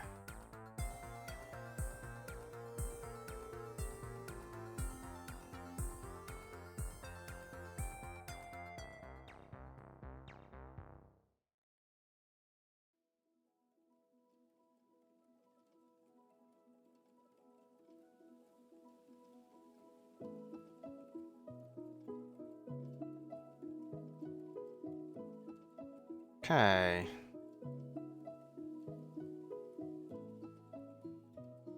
Down and then just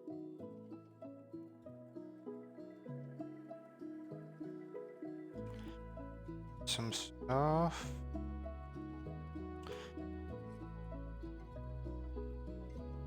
And let's stick this up here.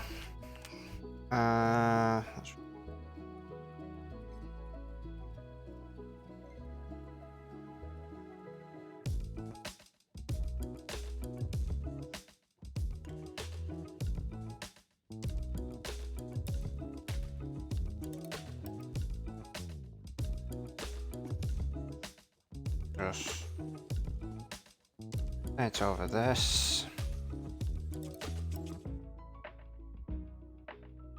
And let's plan out what we are going to do with these. So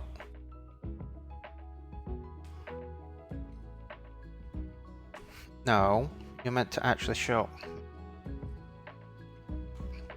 Okay. Oh, yes, I need to plug the iPad in. That does help. Right, so hopefully this should engage. There we go.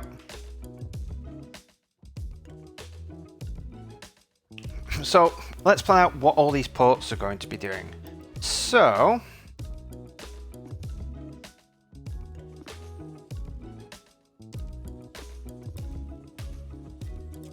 I mean, the Ethernet, that's obviously. So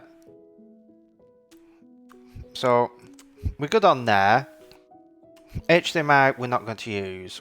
That is just going to be when I plug headphones in, because my speakers are actually plugged into my external monitor, because that leaves the actual port on the computer free for plugging in my headset. So that's sorted. So we're going to have, let's see, that's going to be a monitor, that's going to be a monitor, and that's going to be a monitor.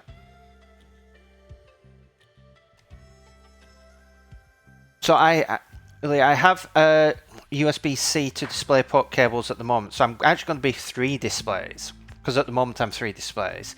I have my iMac and I have 2 external displays. So I already have USB-C to DisplayPort cables, so I'm going to see on this monitor that I'm going to get whether I need that. But 3 of these are going to be taken up by a monitor, and the last one is going to be my SSD. So all of those are now taken up. So on the back, one of these is going to be a monitor. Now,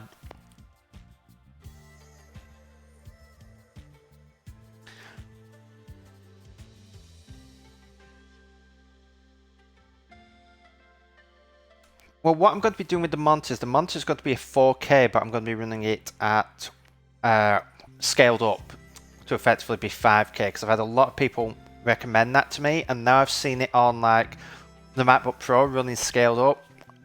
It's not going to make that much of a difference over what I can see on like the iMac. Like in terms of the difference between the iMac and the displays next to it, I've got a 5K 27-inch versus a 1440p 27-inch. So it's like literally 2 times the resolution in the same screen space. It's not that big of a difference. The text is a bit crisper, icons are a bit crisper, but I mean, really, it's like the colors and other stuff that's better. So it's one of those things of Retina's a bit better, but it's not that much better that I can't do 4K and scale it up and get away with that. Now for that, I don't believe I can use HDMI. Now I believe I could use HDMI for the others, though the problem is HDMI, I suppose if I've got the right cable. Okay, let's yeah,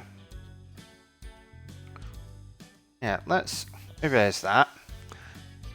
Let's just erase that, and let's erase some of these. So let's do it this way. That is definitely going to be a Thunderbolt enclosure. So let's do SSD. So that's our SSD. We're going to have at least one monitor plugged in, because that's going to be the main monitor. Because if I can use USB-C there, I believe the monitor I want has USB-C in. So if it's USB-C in, I'm hoping that one cable will also handle the USB hub in the monitor. If it works that way, that will be fantastic.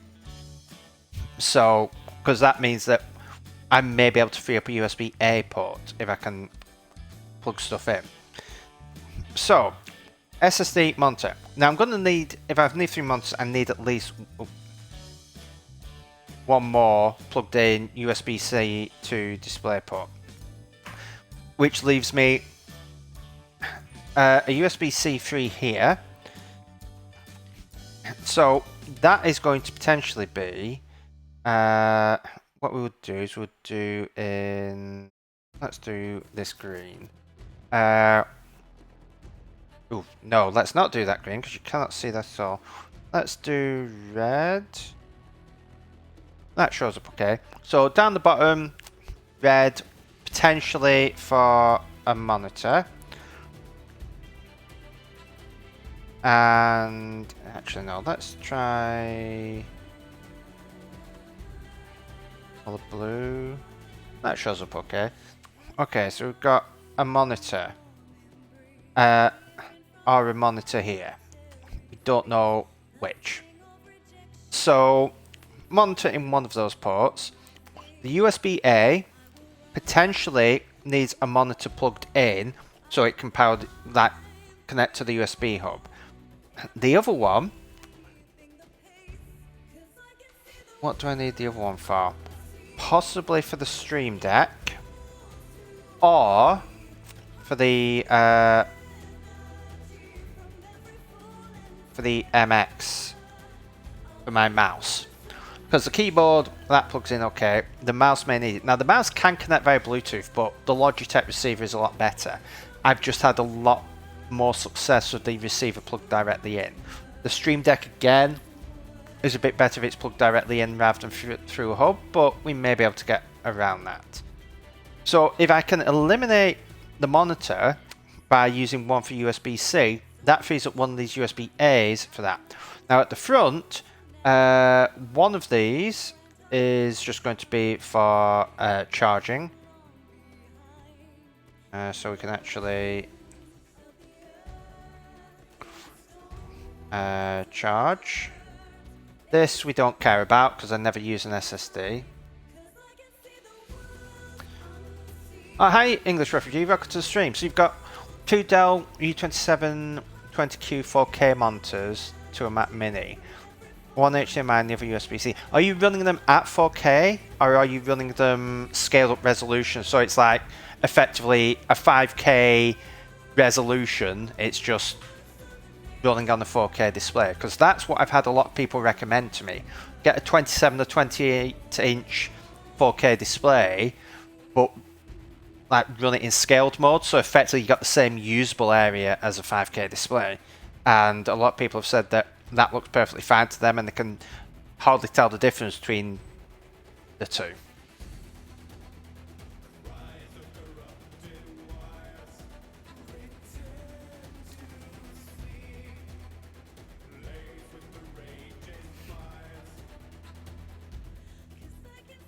Okay, so it's running scale. So does it look perfectly fine for you running scale? Because like I said, I've seen it on the MacBook Pros, like running scaled, and I can't see an issue, though they're a bit higher pixel density, but as long as it looks decent enough running scaled on the 4K, then I'd be happy. Yeah, I have heard that Windows does actually run on such displays, rather than running as 2x, it does run effectively 1440p scaled in terms of like the point size, even though it's 4K. So Windows doesn't have the problem. So as long as it looks decent enough, like Retina enough, then I have no issue. And my eyes are only get worse as I age, so it doesn't make that much of a difference to me. So yeah, so we have the headphone port that's going to be free for plugging my headphones in. Ethernet, easily taken up. SSD monitor. If we can get a monitor into the HDMI, that frees up a cable around the back. Which I'm not sure if I'm actually going to use for anything.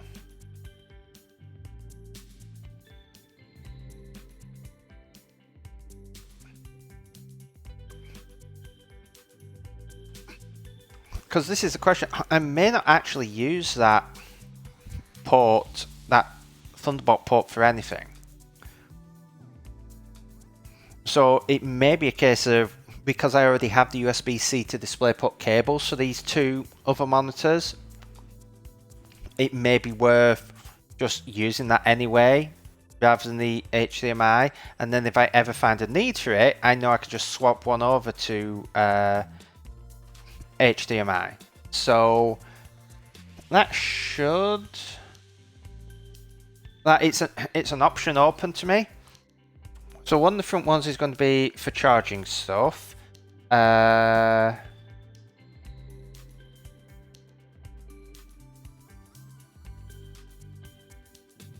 mean, I suppose if I could get a USB-C to C cable for the Stream Deck, the only downside is that Stream Deck has a route. Nah, there's enough space there for. Because if I got a C to C, the Stream Deck could actually plug into the front. So this could potentially be a Stream Deck port. Because I don't have the Stream Deck plugged in all the time. So it's useful to be able to plug in and unplug. I mean, having ports on the front is going to make a massive difference because I'm constantly unplugging charging cables because I don't have enough USB-A for everything to go in. So maybe I want a second USB-C to C. I mean, I don't know, Uli, if you would know this. Does the Stream Deck Mark II work just fine with a USB-C to C cable? But it came with a nice C to A cable because it's USB-C on the actual Stream Deck. You know, I would assume it would work just fine with a C to C cable, and if it does, that would solve this issue because I could have the other monitor into the back. I could have the MX plugged into the back, and I could have the Stream Deck plugged into the front, charging plugged into the front.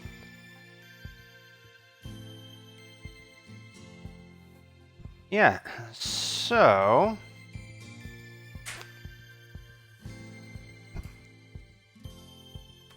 let's add another USB-C to C cable down here. So we have stuff fleshed out. Yeah, I'd assume it would behave the same, so we should hopefully be good. So, English refugee. Windows codes at 150% scaling. It shows 256 by 4040 scaled in map preferences. Yeah, so that's ideal for me. So, yeah, thanks for letting me know that. I've heard it from a few people, but obviously the more people you hear from, and almost everyone says it looks fine. So, I mean, this is the key thing. This is why, because the new studio display is £1,500. If you want it with even a half decent stand, you're talking closer to I think it's £1,900 for the display where you get height adjustable. The display I'm looking at is actually something that's been highly recommended. There is a website a YouTube channel I follow called Hardware Unboxed, and they do monitor reviews. They actually did a very interesting one on the MacBook Pros. They haven't actually reviewed Mac stuff before, so they did. They actually bought a MacBook Pro and they did a review of the performance, where they found, as most people have, sort of mixed performance compared to PCs, where it completely obliterates them in some cases, does reasonably well in others, and it sucks at gaming. But they also did a review of the monitor, and this is the first proper review of the monitor of the MacBook Pro. And what they found is in terms of color accuracy, resolution, clarity, all that stuff, it's fantastic. In terms of the lighting and stuff, it's fantastic. But they found that it had some of the worst response times they'd seen. So even though it's 120 Hertz, it actually has terrible response times. So it was a rather interesting thing seeing what Apple focused on, where it was on certain things, it's the best in class, but on others, it's the worst in class. But they do a lot of monitor reviews, and they previously recommended it's the LG, is it GN850 or 950, something like that. It's an LG monitor that's a 4K 27-inch. In fact, let's have a look. LG computer products monitors. 4K.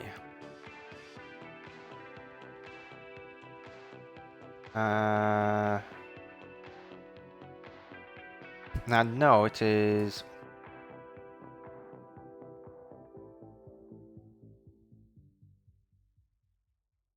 somewhere around here.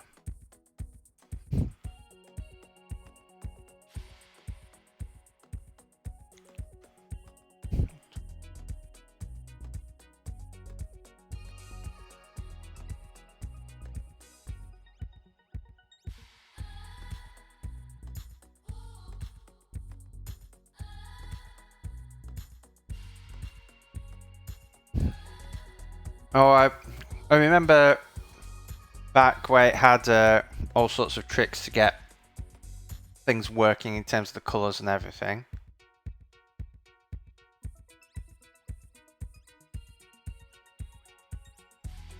Right, where is this?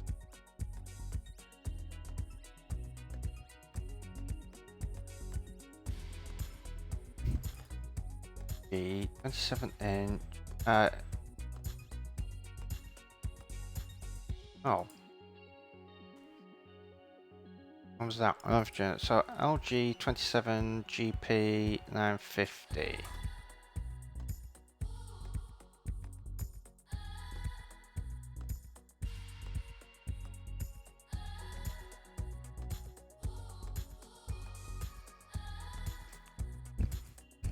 Here we are.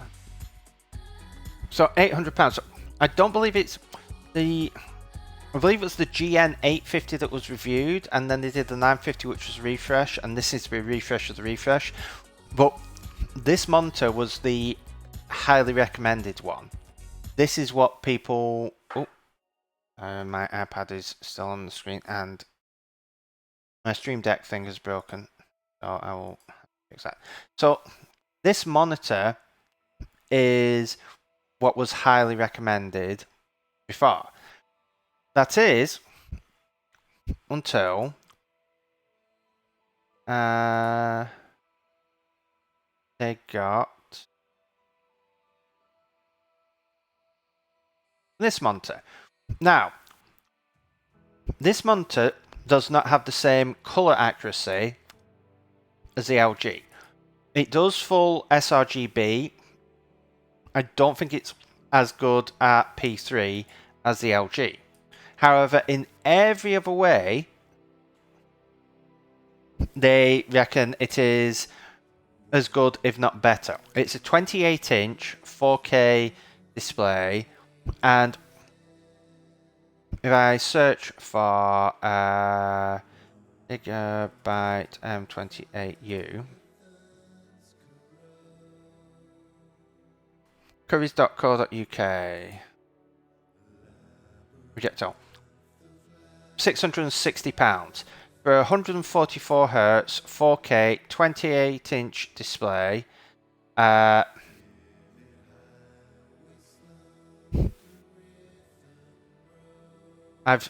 seen a few people recommend all the gaming stuff I don't particularly care about. It has built-in speakers, but again, I've got external ones. I mean, look at this, a display where it can move up and down. It can't rotate, but I don't use things in portrait mode. But look, it has tilt and moves up and down. And it costs almost as much as the upgrade for Apple to give you just the up and down. How crazy is it that monitors can do that? In terms of the port, you have two HDMI in, you've got a DisplayPort in, you've got a Type-C, and then you've got USB. Now the key thing is that USB in there to power those, or if you use the Type-C in, will it give you the USB ports as well? So, go up and have a look at specification. It's also non-glare by standard. It isn't a glass screen, it's a matte screen, which I think I was getting, when I moved house, I started getting migraines, and I think that was because of the glare on the screen. Because I've got more light in here, my iMac I think was giving me migraines. So, But yeah, in terms of response times, I believe the Mac Pro display was getting like 32 second. The MacBook Pro display was getting like a 32 second millisecond grey to grey. Monitors are generally getting like 1 millisecond. Now, obviously, the MacBook Pro has full HDR, which is great, but then that is fine. But like these studio displays don't have HDR, so it's not a big thing. For connectivity, it says USB-C Type 1, so I think it will connect the monitor via USB-C.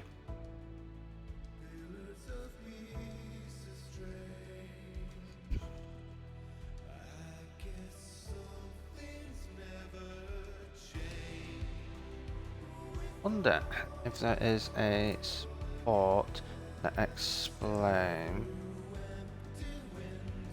manual. Let's have a look at the manual in English.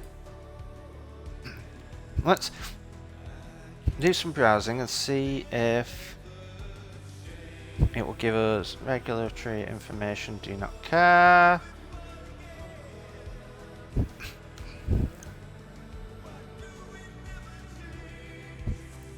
What's the bet they don't have UK regulatory information on here because they haven't got that sorted out yet. Contents. Unpacking. So you get an HDMI, USB and DisplayPort to DisplayPort.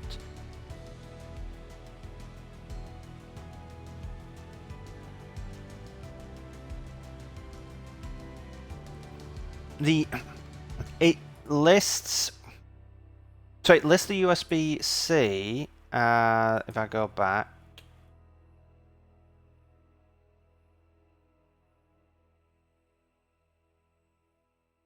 I've got specifications. So it lists USB Type-C in connectivity here. So you got HDMI 2.1, you got DisplayPort, and you got USB Type-C. So I assume it plugs in. Yeah.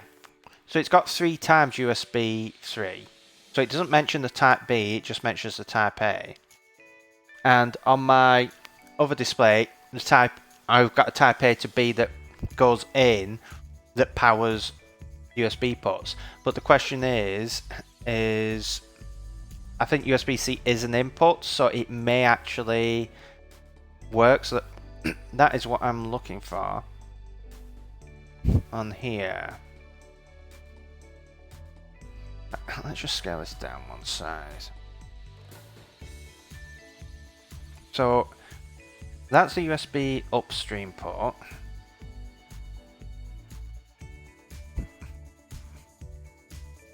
Connecting.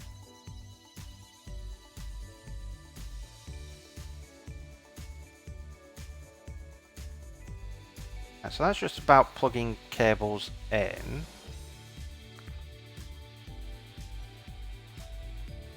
Right, so Type-C is definitely an input source.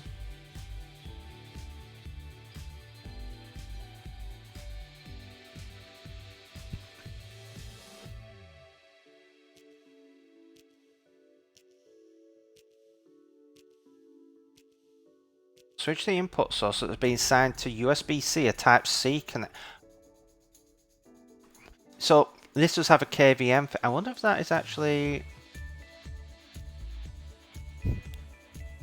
in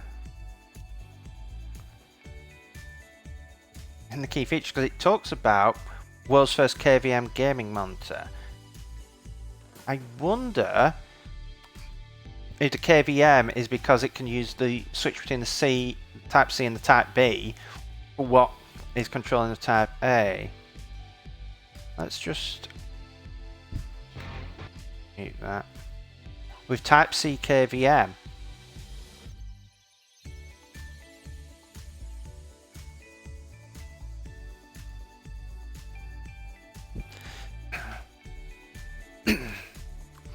Well, I believe that's a MacBook Pro that they're showing there. Is it? Yeah?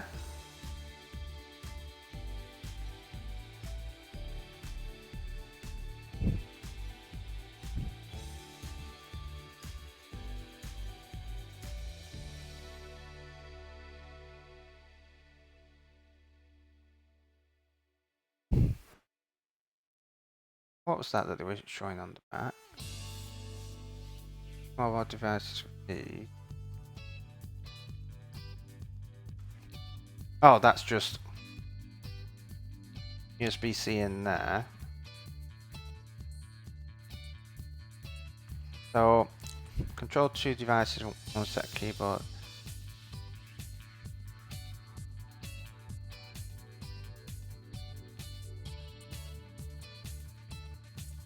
Okay. I mean, I don't need the KVM functionality, but if I can do that, then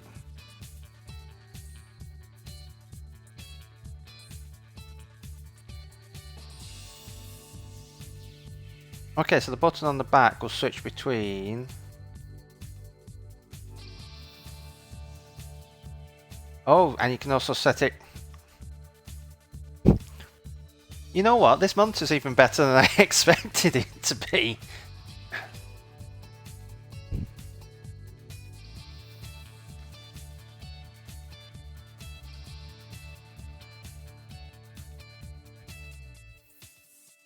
Because the other cool thing is that because it has multiple inputs, I could also have it like I could always plug another cable in the back, so if I ever did want to plug that MacBook Pro in, I could go in and then you just switch the inputs. This is why having, like, it has 2 HDMI, a display port and so on. As long as your SSD doesn't get disconnected when the monitor goes to sleep. The SSD is going to plug directly into the Mac Studio. So what will be plugged into the monitor? What do I currently have plugged in here? Let's pull the panel down and have a look what I've got plugged into this monitor. I have my speakers plugged in. I have a cable that goes here. Oh no, I do have Time Machine plugged in. Though that's plugged in, currently plugged into my external display. But the Time Machine thing is going to go into the Thunderbolt enclosure. So, bashing my head against the wall. So I have power going in, display port, speakers, and then the keyboard is going in. And do I have something going into this? Display port and power. So it's really only the keyboard going in. So I don't need the hub as much as I thought, because if it's Time Machine going in, that's going into a thing. So, oh yeah, it will do that, but that's not a big thing, because what I believe you can do is you can have the KVM keep it on the Type-C for the actual display stuff. This is selecting a display for USB-B and a display for the Type-C, whereas you have a separate thing where you can just set the input.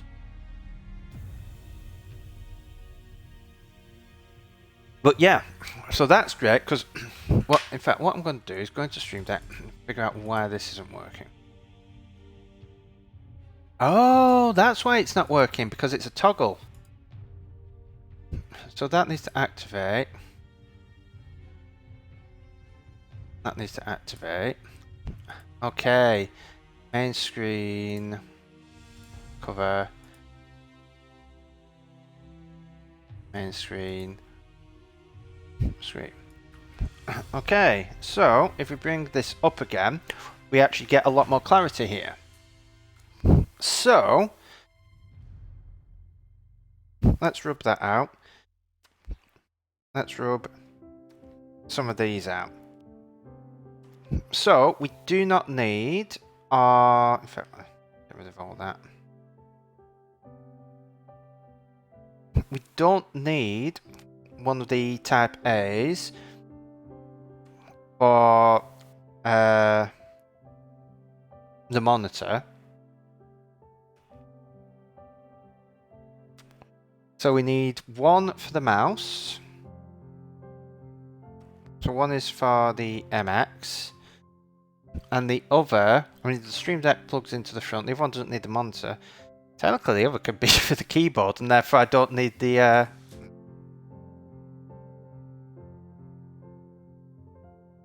Yeah, there's been a big bot problem today.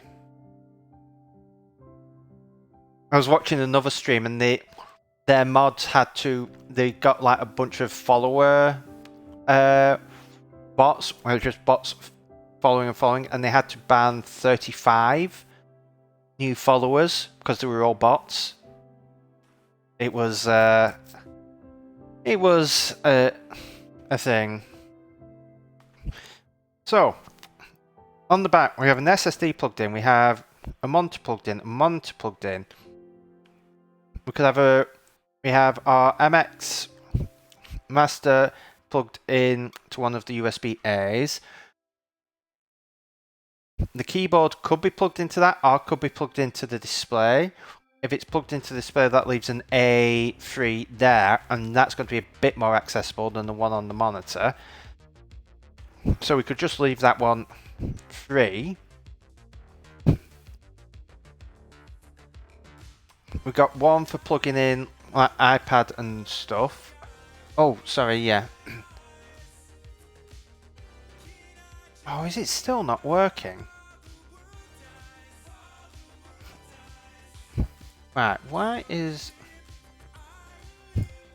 Coppice main screen, iPad cover, iPad screen? Let's go up.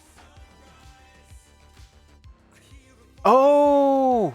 I've got it set up on the wrong things. That's why. Hey, do not rename your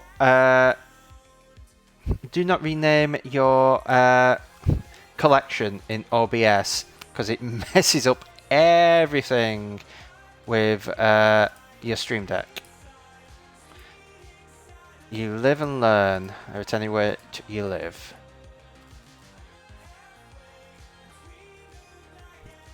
Okay, and then we want go and show. There we go. Thank you, Dragon Dust. And no, the keyboard doesn't have a hub or anything. It's just the keyboard. As I say, it's a wireless keyboard with a USB receiver, but I have it. I mean, let me just put this here. Let me take photo. In fact, if I switch to camera, you can see it's a bit dirty, but I literally have this a USB cable plugged in, because the receiver is kind of naff on this and it causes problems, and I know other people have done this as well. I just bought myself a USB A to A extension cable, and I plugged it in, and it's right there underneath roughly where the actual receiver is. So, that's me. Ah! How'd you actually flip that back? Nah. That's why you don't mess around with cameras live.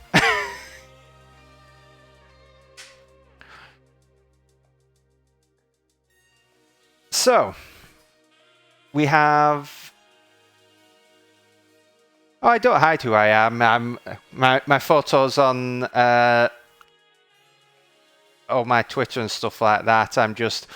I don't want to be on camera for hours, so... Yeah, so the keyboard, that can either plug directly into the back, or it can plug into the monitor. So potentially we've got a 3 port there, one for charging, and then the Stream Deck can either plug into the back, or the Stream Deck can plug into the front if I get a C2C. So that only leaves the question of, do I get a HDMI cable to plug one of the monitors in, or do I just stick the monitor here? I think I'll just stick the monitor there for now. And if I do need a HDMI cable in the future, I'll get it. So we will stick the Stream Deck up here. So we're going to need some USB-Cs. We don't need a display port thing. We are going to need a C2C for the monitor as well. So we'll need 3 USB-C to C cables. So I think...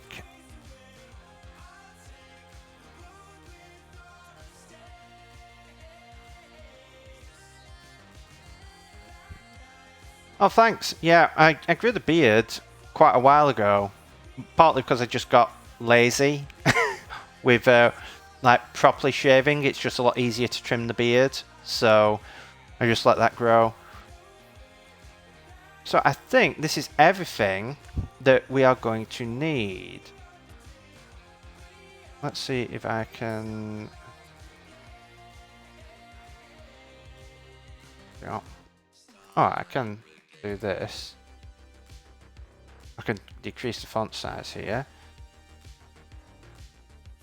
And I can get rid of these. Delete selected rows. Okay. So, I think this is everything that I'm going to need. A Mac Studio, Apple Care, and a Magic Trackpad. I need a display. Oh, possible display cable. USB-C to C display cable. So we can get rid of that. We need a C to C cable for Stream Deck. A C to C cable for charging. We need our SSDs. Okay. Let's spec up some stuff. That took a while, but okay, so display is going to be our Gigabyte M28U. So Gigabyte M28U, and that is going to cost about $659.99. I thought I'd selected all this to be currency. So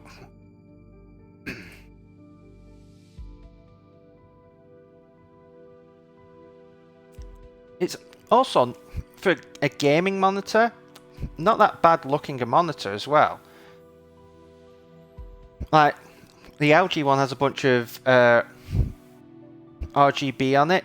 This doesn't. It's actually quite a nice, sleek black monitor. And it has fairly thin bezels as well around it. So, I mean, I think it's quite nice. And like I say, this is the reviewer I trust. This is their go-to 4K monitor now.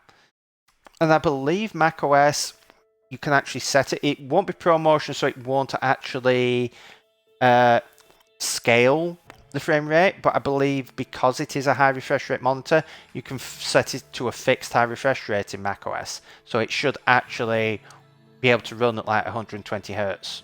It will just do it all the time. But that's okay. But I mean, it's something worth I can play around with. So we have this here. That is okay. Don't need a mouse. So let's order.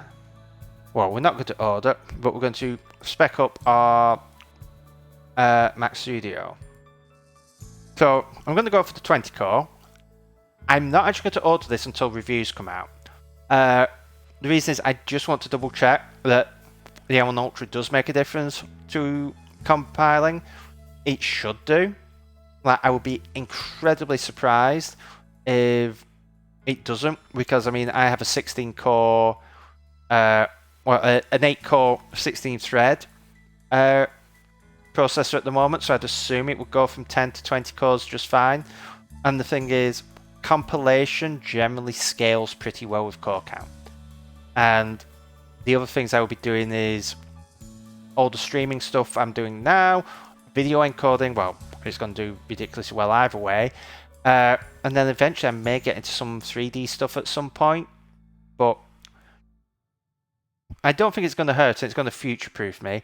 And let's be completely honest, if compiling Swift does not do incredibly well on a 20-core CPU, Apple's probably going to work to make it work incredibly well on a 20-core CPU. They want to sell a lot more of these ones.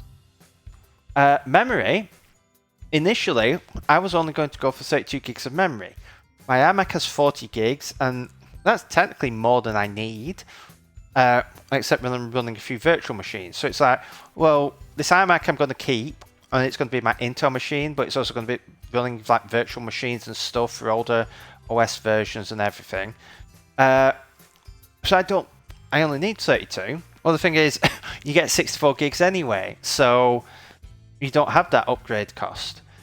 For storage, unfortunately, even though 2 terabytes of SSD does not cost £400, technically an extra 1 terabyte of SSD does not cost £400, we have to bite the bullet on it. But I think that's it. I was considering getting Final Cut Pro at some point, but it's not cheaper now, is it? Apple.com Mac Final Cut Pro. How much does it actually cost?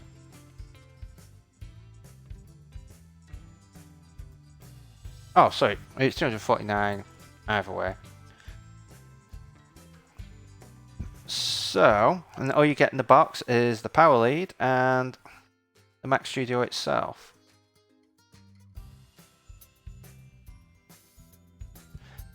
Yeah, 64 gigs isn't necessary. It was one of those things of 32 gigs is enough for me because, I mean, what's my current memory usage? I've got 40 gigs in here and I've got 21 free. Now, I'm not currently running any VMs. If I was running VMs, then it makes a difference. But you're not going to be running too many VMs on Apple Silicon at the moment. Hopefully at some point in the future you can, but not right now. But the thing is, 64 gigs not going to hurt. You can't go lower than it. So, like, I'm future-proofed. Like, I was always like, do I go 32 or do I go 64 to future-proof myself? Well, Apple's made that decision for me. 2 terabytes SSD. We're going to have to bite the bullet on the cost there. And nothing else. So that brings us to 439... no, 4,399. It would be nice if it was 439, but that is 4,399.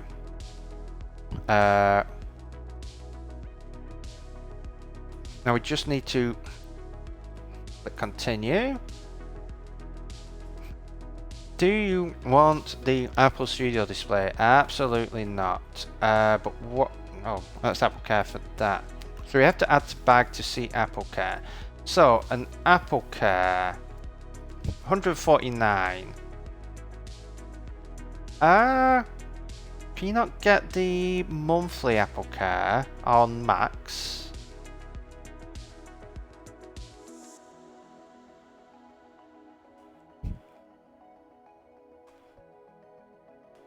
How to buy?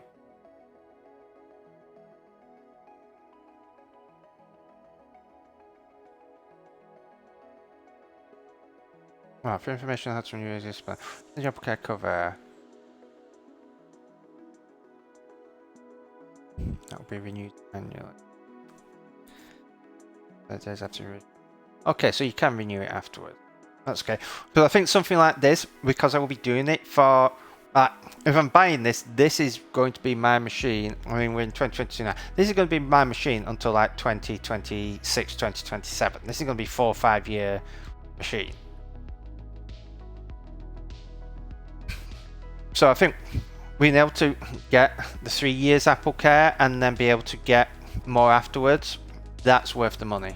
So that's 149.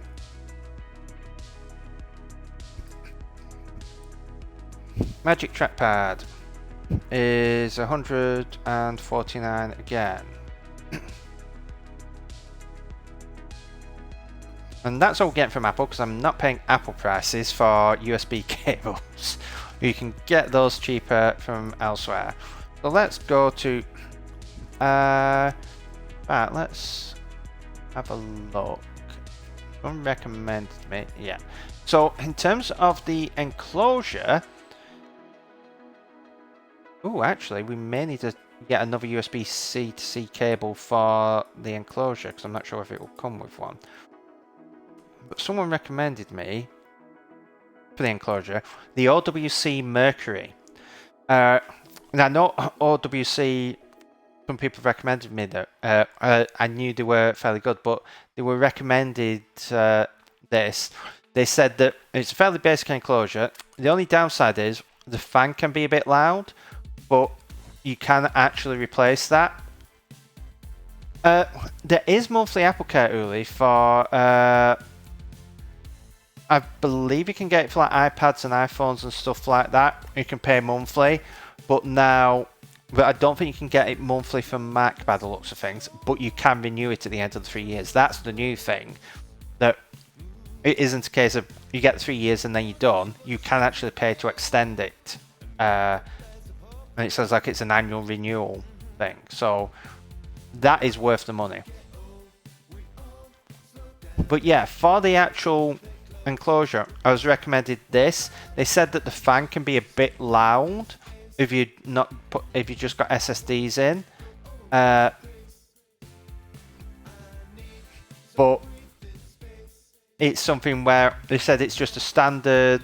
It's not a PWM connector. It's just a standard DC connector.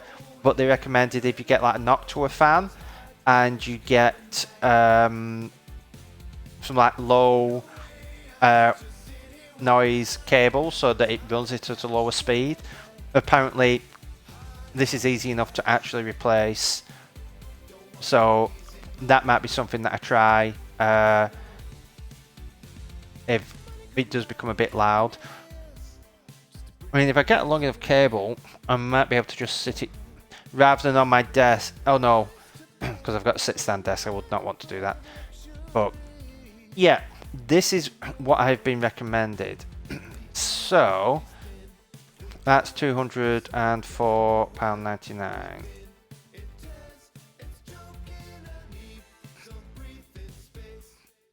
Which is the OWC Mercury quad.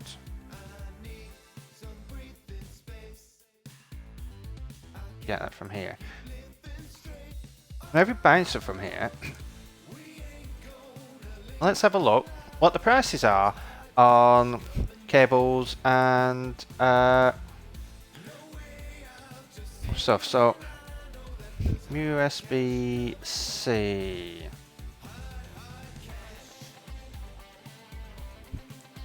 A 1 meter USB-C to C cable should work.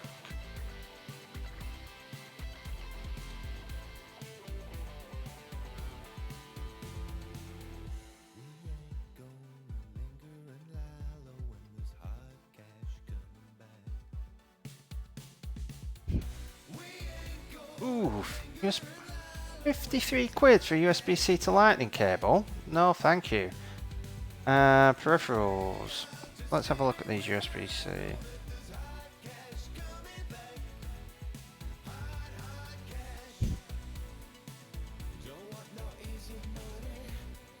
£23 for USB-C to C cables.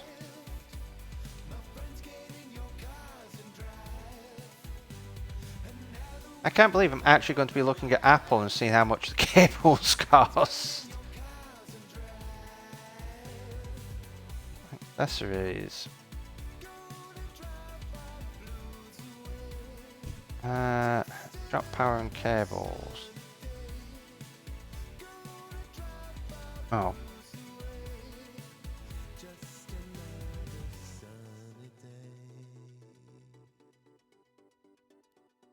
Where are we? USB power and cables.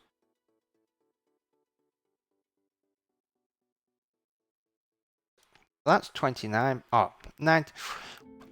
May end up actually being cheaper going through Apple potentially.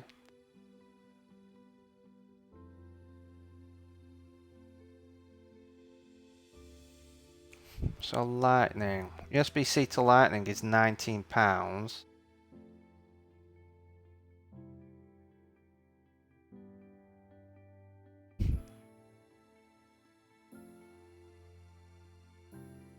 USB.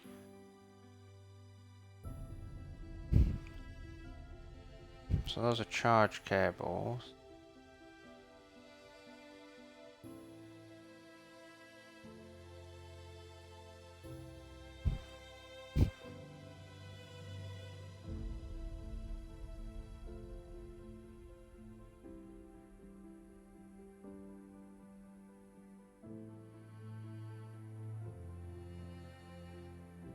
Let's go have a look at eBuyer. Cookie setting. Save settings. USB-C to C cable.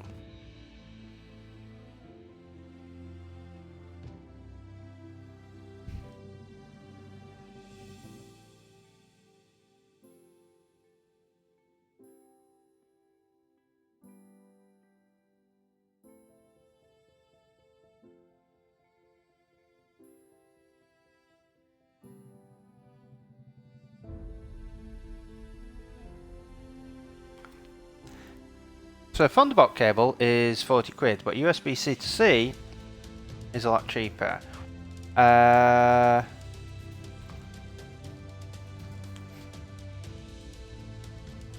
1.5 meter.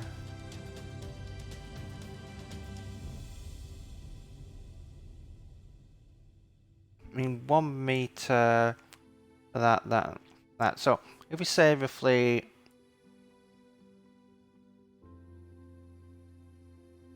currently out of stock.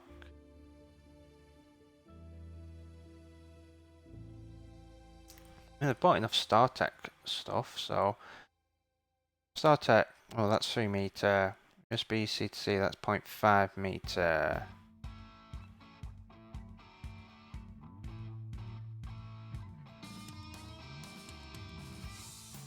That's C to A, that's Thunderbolt.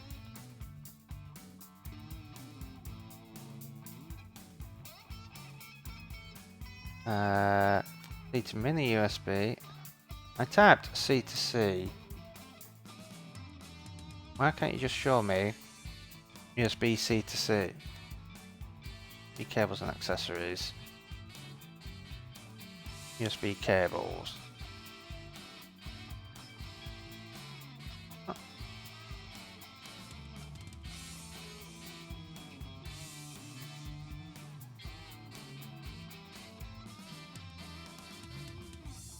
C to display port. Let's see if I click on it. Is it going to show me some other ones?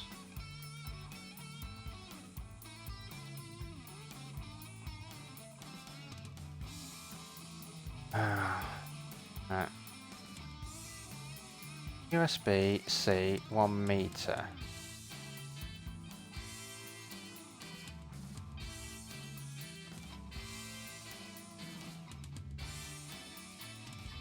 It says a lot about USB-C that most of the things that are showing up are USB-C to USB-A. It's all USB-C to some other type of USB-C. And if you just want a USB-C to USB-C, StarTech. No, that's a charging cable. USB-C to USB-C.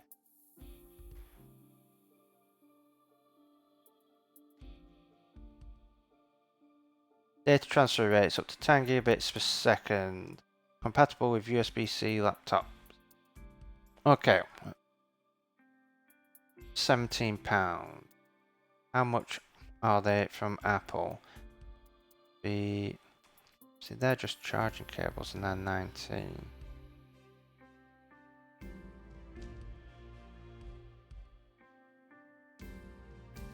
That's 30. So yeah, let's go for £16.49.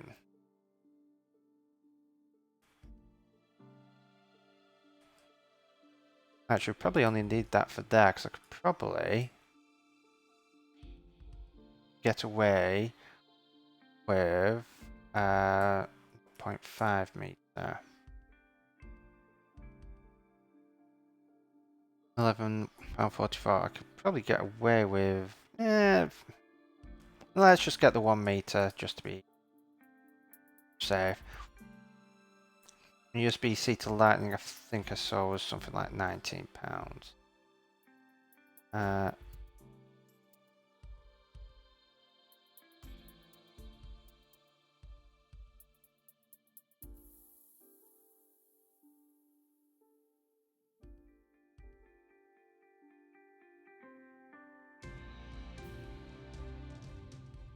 We want this for our USB-C cables. This shopping episode is going along fairly well. USB-C to Lightning. No. USB-C.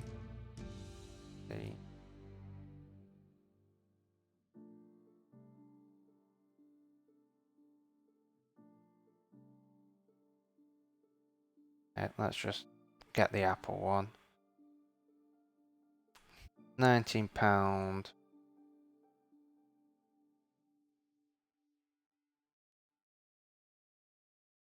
Apple. Right, then we get to our storage. So for this, I am going to go to uk.pcpartpicker.com. Browse products. Storage.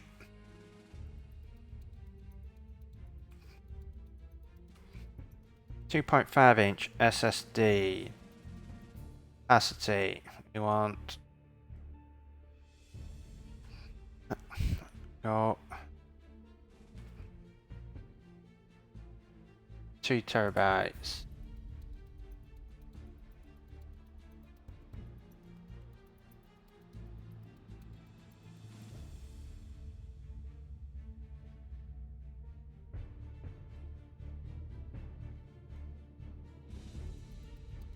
So Samsung 870 Evo. I want to avoid buying from Amazon.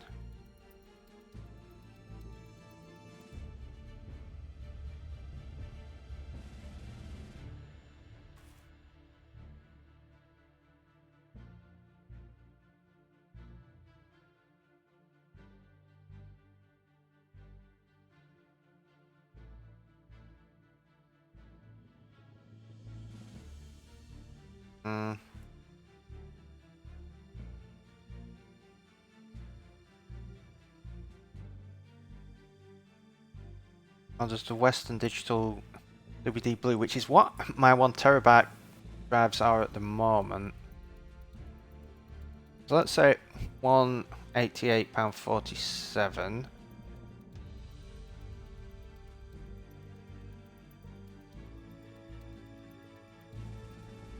There.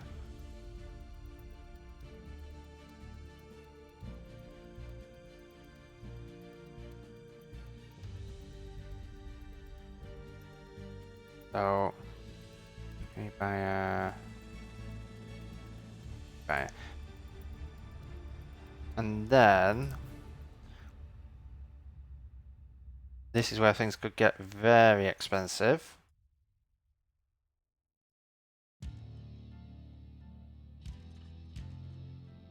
As if they aren't already. 4 terabyte. Oh, that's not too bad.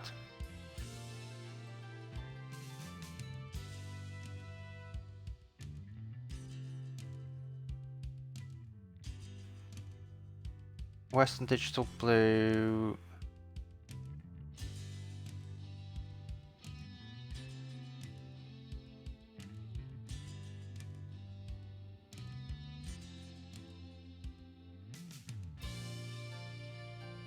let's say roughly 400.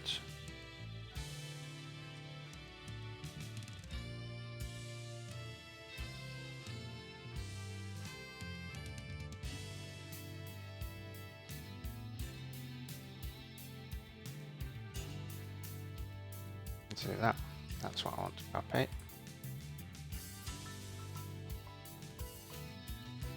So our total is £6,596, and that is for Mac, Apple Car, Magic Trackpad, a display, USB-C to C, hard drive enclosure, 2TB, 3 2TB SSDs, 4TB SSD. So that's all our backups and stuff sorted out. USB-C to C cables, USB-C to Lightning cable. Okay, that's a lot of money, but, and this is what you always do with stuff like this, especially if you're buying it for work. £6,595.86. If we divide that by 5, that comes out to 1,319 over 5 years. If we divide that by 365, £3.61 a day. That comes out to £3.61 a day for all of that. Even if you're earning minimum wage, that's less than an hour a day for that. Now obviously, if you're earning minimum wage, you probably can't save up enough to spend that much, but yeah, cheaper than going to the pub. So this is why you always do things. I mean, one thing I bought that was a lot of money is I bought myself a very, very good computer chair, and this chair was about £1,000, which is a lot of money for a chair, but it has a 10-year warranty on it. So that ends up being £100 a year, which ends up being 30 pence a day, effectively. Something around that.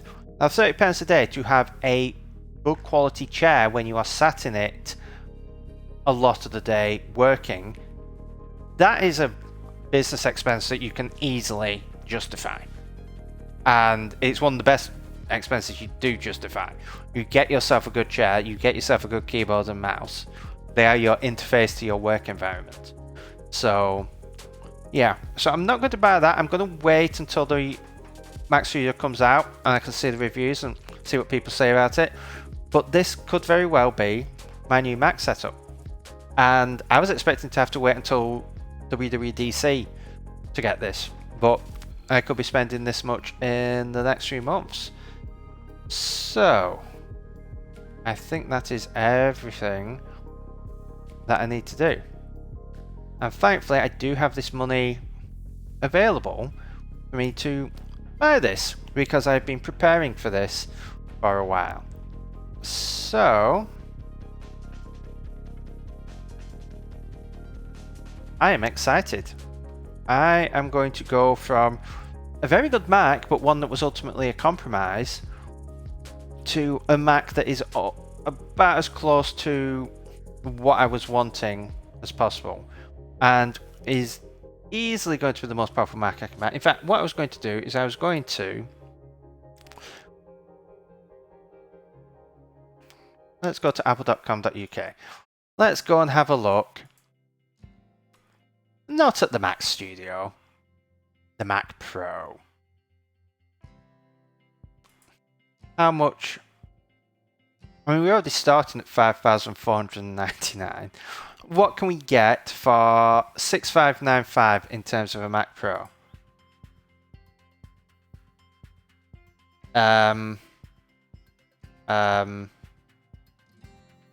Oh, you can get a Magic Trackpad.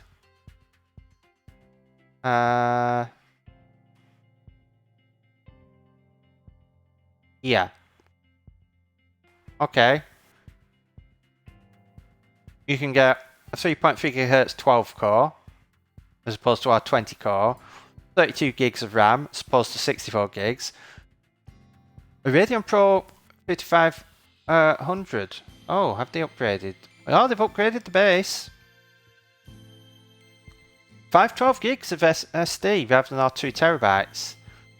You can get feet. And you can get a magic trackpad. Yay.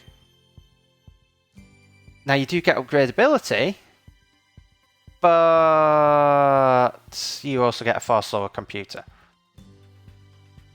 I'm happy to not have gone for the Mac Pro and have gone for an iMac in the meantime.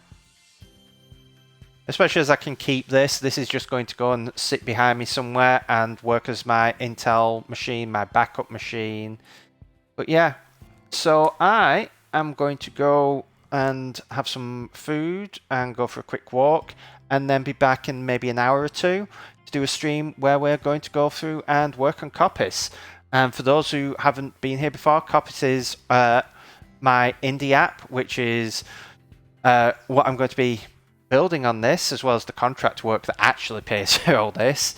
But we've finally finished working on some drawing image hotspots. The code to do that's all been unit test stuff. So this is all going to be the new doing all the UI side. So it's going to be a lot more visual. So I will be back in an hour or two, and we will stream and probably go into the evening a bit for that. Well, yeah, this has been fun. Hopefully you've enjoyed it. Hopefully you've enjoyed me talking through my thoughts on Apple's announcements yesterday and my excitement over the fact that I'm going to get, finally, not quite a Mac Pro, but as close to a Mac Pro as I think I'm ever going to get. So hopefully you've enjoyed it. Thank you all for all of the advice. Everyone who has come in and given me advice on what to get, on the displays, on how to connect things up and everything. It has been much appreciated. And hopefully in a few weeks, once the reviews come out, I will buy this. Hopefully a few weeks after that, I will get all this. And then I may do a stream where all this is setting up. I may even, for the first time in many, many years, do a just complete fresh macOS install, not actually migrate things. I'm umming and ahhing about that. The reason I want to do that is that so much stuff got messed up when my macOS install broke. Like the Notes app is still broken. That I might just do that. So we'll see. But that is for the future. For now, I hope you all have a good afternoon, and I hope you will join me, let's say in 2 hours, maybe 90 minutes or so. If you follow, you will get a notification when I start streaming, and I will be posting on Twitter, so feel free to follow at Pilkey or at Coppice on Twitter. But until then, hope you have a good afternoon, and hopefully see you later.